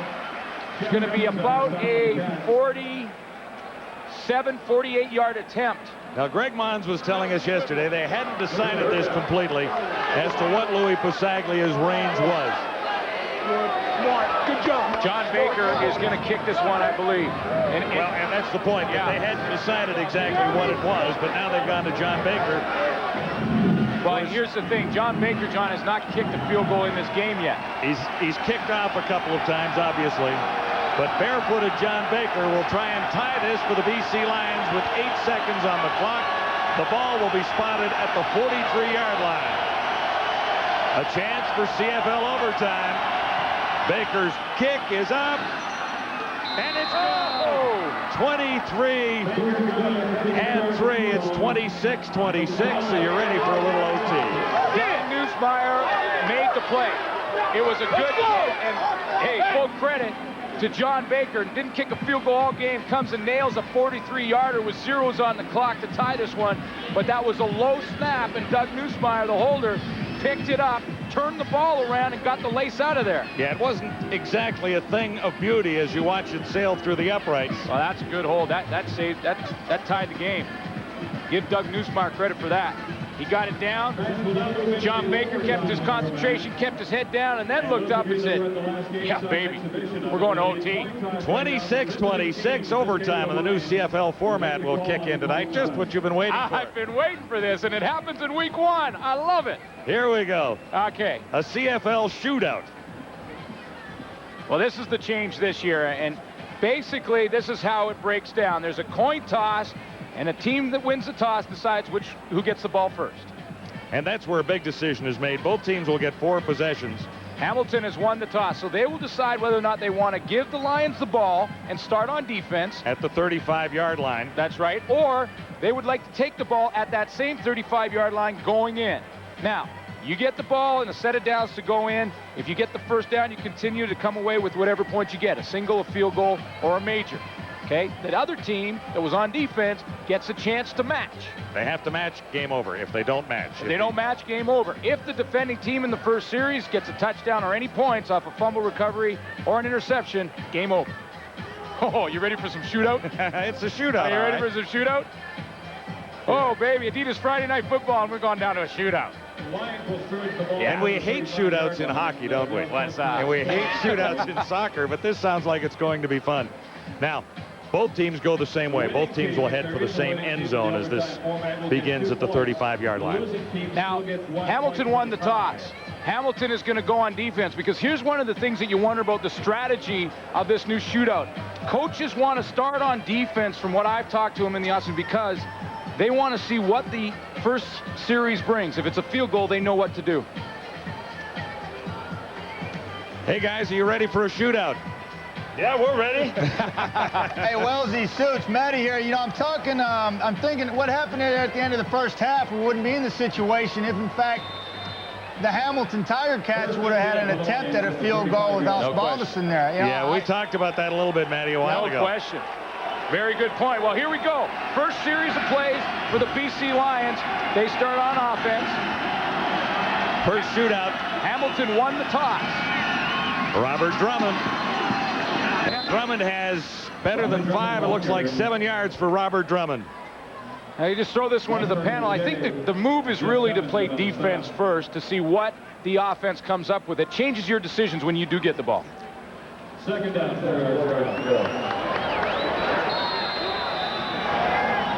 So it'll be second down and 3 to go for the Lions, who have come back to tie the Hamilton Tiger Cats, who had a healthy lead at halftime. By the way, if both teams do match points, you go again. You go again and do it over. Do it up to 4 times. Both teams have a point right now in the standings. Drummond will have a first down. He's across the virtual line.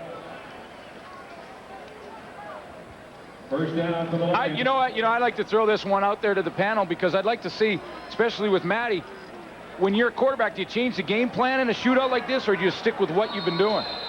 Well, I think you go with your red zone package, obviously, and you know what they've decided to do. It looks like here is just pound it out and put themselves in a position to kick an easy field goal at very least. But you stay with what got you there. Another first down for the Lions.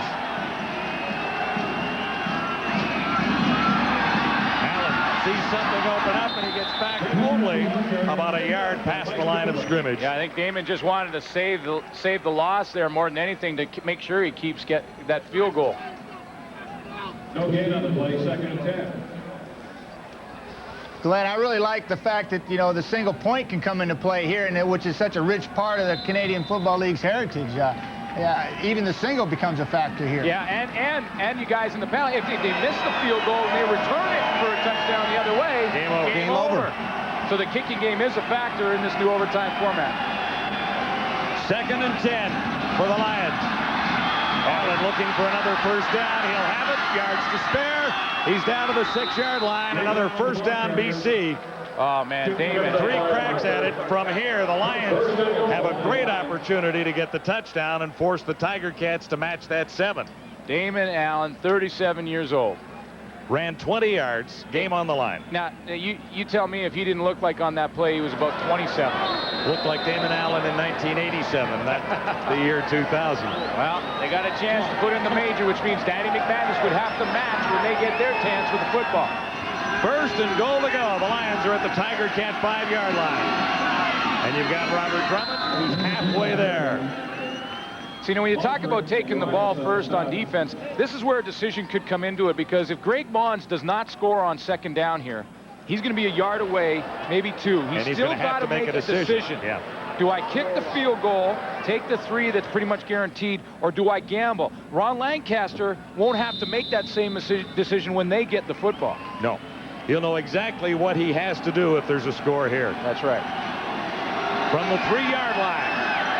2nd and goal to go for the Lions, with Drummond and Millington in the backfield. The shootout is on. There's Sean Millington. Touchdown, BC. All right. Danny McManus knows what job is at hand. He has to match the touchdown engineered by Damon Allen. And Allen really set it up beautifully with a 20-yard run himself to get inside the 6-yard line. Unbelievable. Looked smooth on the run. They pounded it. They mixed it up. Got Drummond involved, and then Sean Millington finishes it off with a nice run right up in the middle. Joe Mumford had to stay really wide to be careful that Damon Allen didn't scramble out there, and that gave Sean Millington a hole. So now, with this convert, Danny McManus has to find a way to get that major. Lou Pasaglia for the extra point. Little doubt about that. It's good. So the Ticats need a touchdown to keep this game going. Yeah, a touchdown and a convert. Yeah, okay. Yeah, but that's a big convert. Oh, no, I know. Those are big points. So here comes Millington on the touchdown. Mumford can't get there. He's worried about Damon Allen. So now Danny McManus has a chance. He starts at the 35 as well. Same 35. They will basically switch ends on all of the possessions in the shootout.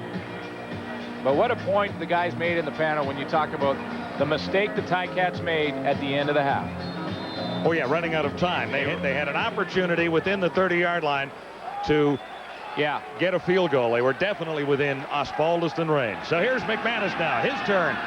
He has to match the touchdown engineered by Damon Allen. McManus underthrew that, intending it for Mike Morreale. Well, the decisions for Ron Lancaster are gone now. He knows that, first of all, they're in 3-down football. So he has to gamble here on 3rd down and the whole deal, or it's all over. He's playing 3 downs all the way in because they need the major. So Danny McManus knows he has 3 plays to work with. Damon Allen did his job. BC Lions have outscored the Tiger Cats 30-6 since the start of the second half. And I mean, it was a very different ball game in the second half when the Lions finally came to life. Win the 4th quarter. Well, there's a 5th quarter. Yeah, we're in the 5th. 2nd and 10. McManus needs a first down. Morreale can't hang on. So it's a 3rd down gamble for the Hamilton Tiger Cats coming up. If they don't get 10 yards here, this ball game is over, and the Lions have staged a great comeback. Morreale had it on the end, the low throw. He had to throw it low to keep it right inside away from the defender, Bo Lewis. Morreale had his hands on it, couldn't come up with the catch. So here's the situation now.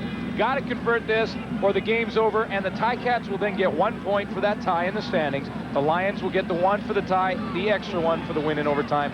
They can't convert here. Game is on the line for Danny McManus, Ron Lancaster, and the Hamilton Tiger Cats. They need a first down here. There's no other way around it. They get the first down. Oh, baby. Hey, there's money in the bank down there. When you go to Darren Flutie. Danny McManus decides to go right to the teller that he knows is going to cash his check. Oh, clever. How long have you been saving that? And throws right into the Darren Flutie over the middle for the first down, and we're still alive. The shootout in Iverwin Corral is still on. 33-26. The Lions leading the Tiger Cats. Hamilton first down. McManus. Morreale couldn't hang on. That's a couple of drops for Morreale. He's been in tight coverage a couple of times, but was that catchable? That one he should have had. Yeah, the first one was tougher. It was low and inside. He kind of dove for it and dropped it. That one, a little bit behind him, but really should have had. This is one that he made many, many times last year. Had to gear it down a bit, had his hands on it. Just one catch for Morreale this evening. 3-down football for Danny McManus. They're spreading everything out. They got no backs in the backfield on that last play. Ron Williams kind of hanging around there, but I'm sure he'll get out of there on this one too. They're throwing it. 2nd and 10, Tiger Cats.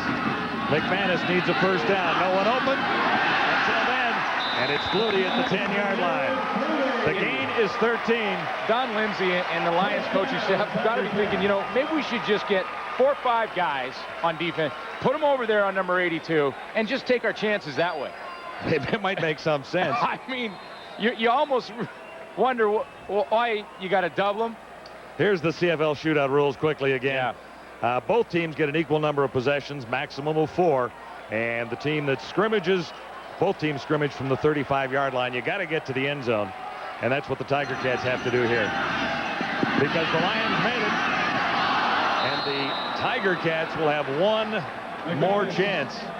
Actually, two more chances. That was 1st and 10 there. Yeah, first down, and they need 10, so it's basically score or go home here. This is the deal for the Ticats. They got 2 more downs to do it, but 10 yards, I don't believe they can get a first down without scoring. No, they have to score here because the ball is on the 10-yard line.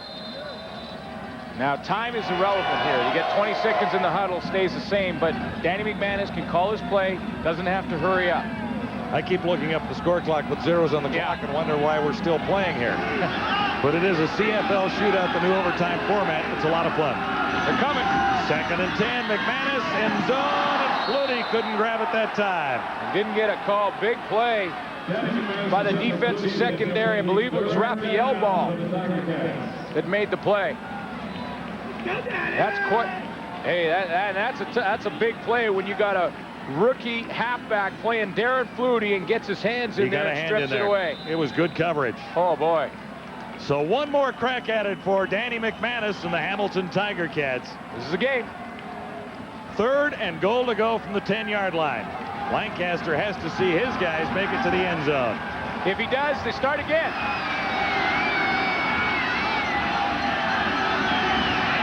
McManus. It looks no. They rule it no catch in the corner. McManus thought he had his man. So the BC Lions will win the game. They ruled it no catch. Corey Grant was the target. And the Lions come back in dramatic fashion to win in a CFL shootout. What a comeback for Greg Mons and the BC Lions. Down in the first half, 23-3. Player of the game is selected by Hal Craig of 900 CFL. In the 3rd quarter, and come marching back and win this game in the shootout. Unbelievable. A better look at this because we didn't have a great angle, but there was no decision by the officials, or at least an immediate decision by the officials down there on this toss from Danny McManus. Again, it looked like Corey Grant had it, and then it slipped out. What happened? He dropped the ball. Well, he definitely dropped it, but again, Morielli dropped 2 in the shootout. Corey Grant should have had that one. When you get down to 3rd and goal to go from the 10-yard line in a shootout, you've got one play to make, and it's a little easier to defend that. I love the shootout. How about you? Hey, I loved it. So did the Lions. Greg Mons has beaten the Hamilton Tiger Cats 3 times in a row, and tonight he had to do it the hard way. There's the final on Adidas Friday Night Football. Adidas Friday Night Football on TSN is brought to you by Adidas and by Molson Canadian. I am Canadian. CFL Control, James Duthie and company here. And quick, we don't have a lot of time, but your verdict on the overtime, guys? Hey. Very exciting way to end week 1. We're already looking ahead to week 2. Our next game, the Alouettes and the Argos, 2 undefeated teams in the East, Tuesday, 7 Eastern. Don't forget to check out our website. Everything you need to know about the league, plus multimedia features and columns. The desk is, just 15 minutes away. Jay's Expos plus the day at Wimbledon. Up next, the Tour de France joined in progress. Yes, indeed, week 1 of the CFL is done, and a terrific ending as the BC Lions come from way back to upset the Grey Cup champions. This has been a presentation of TSN, Canada's most watched sports network.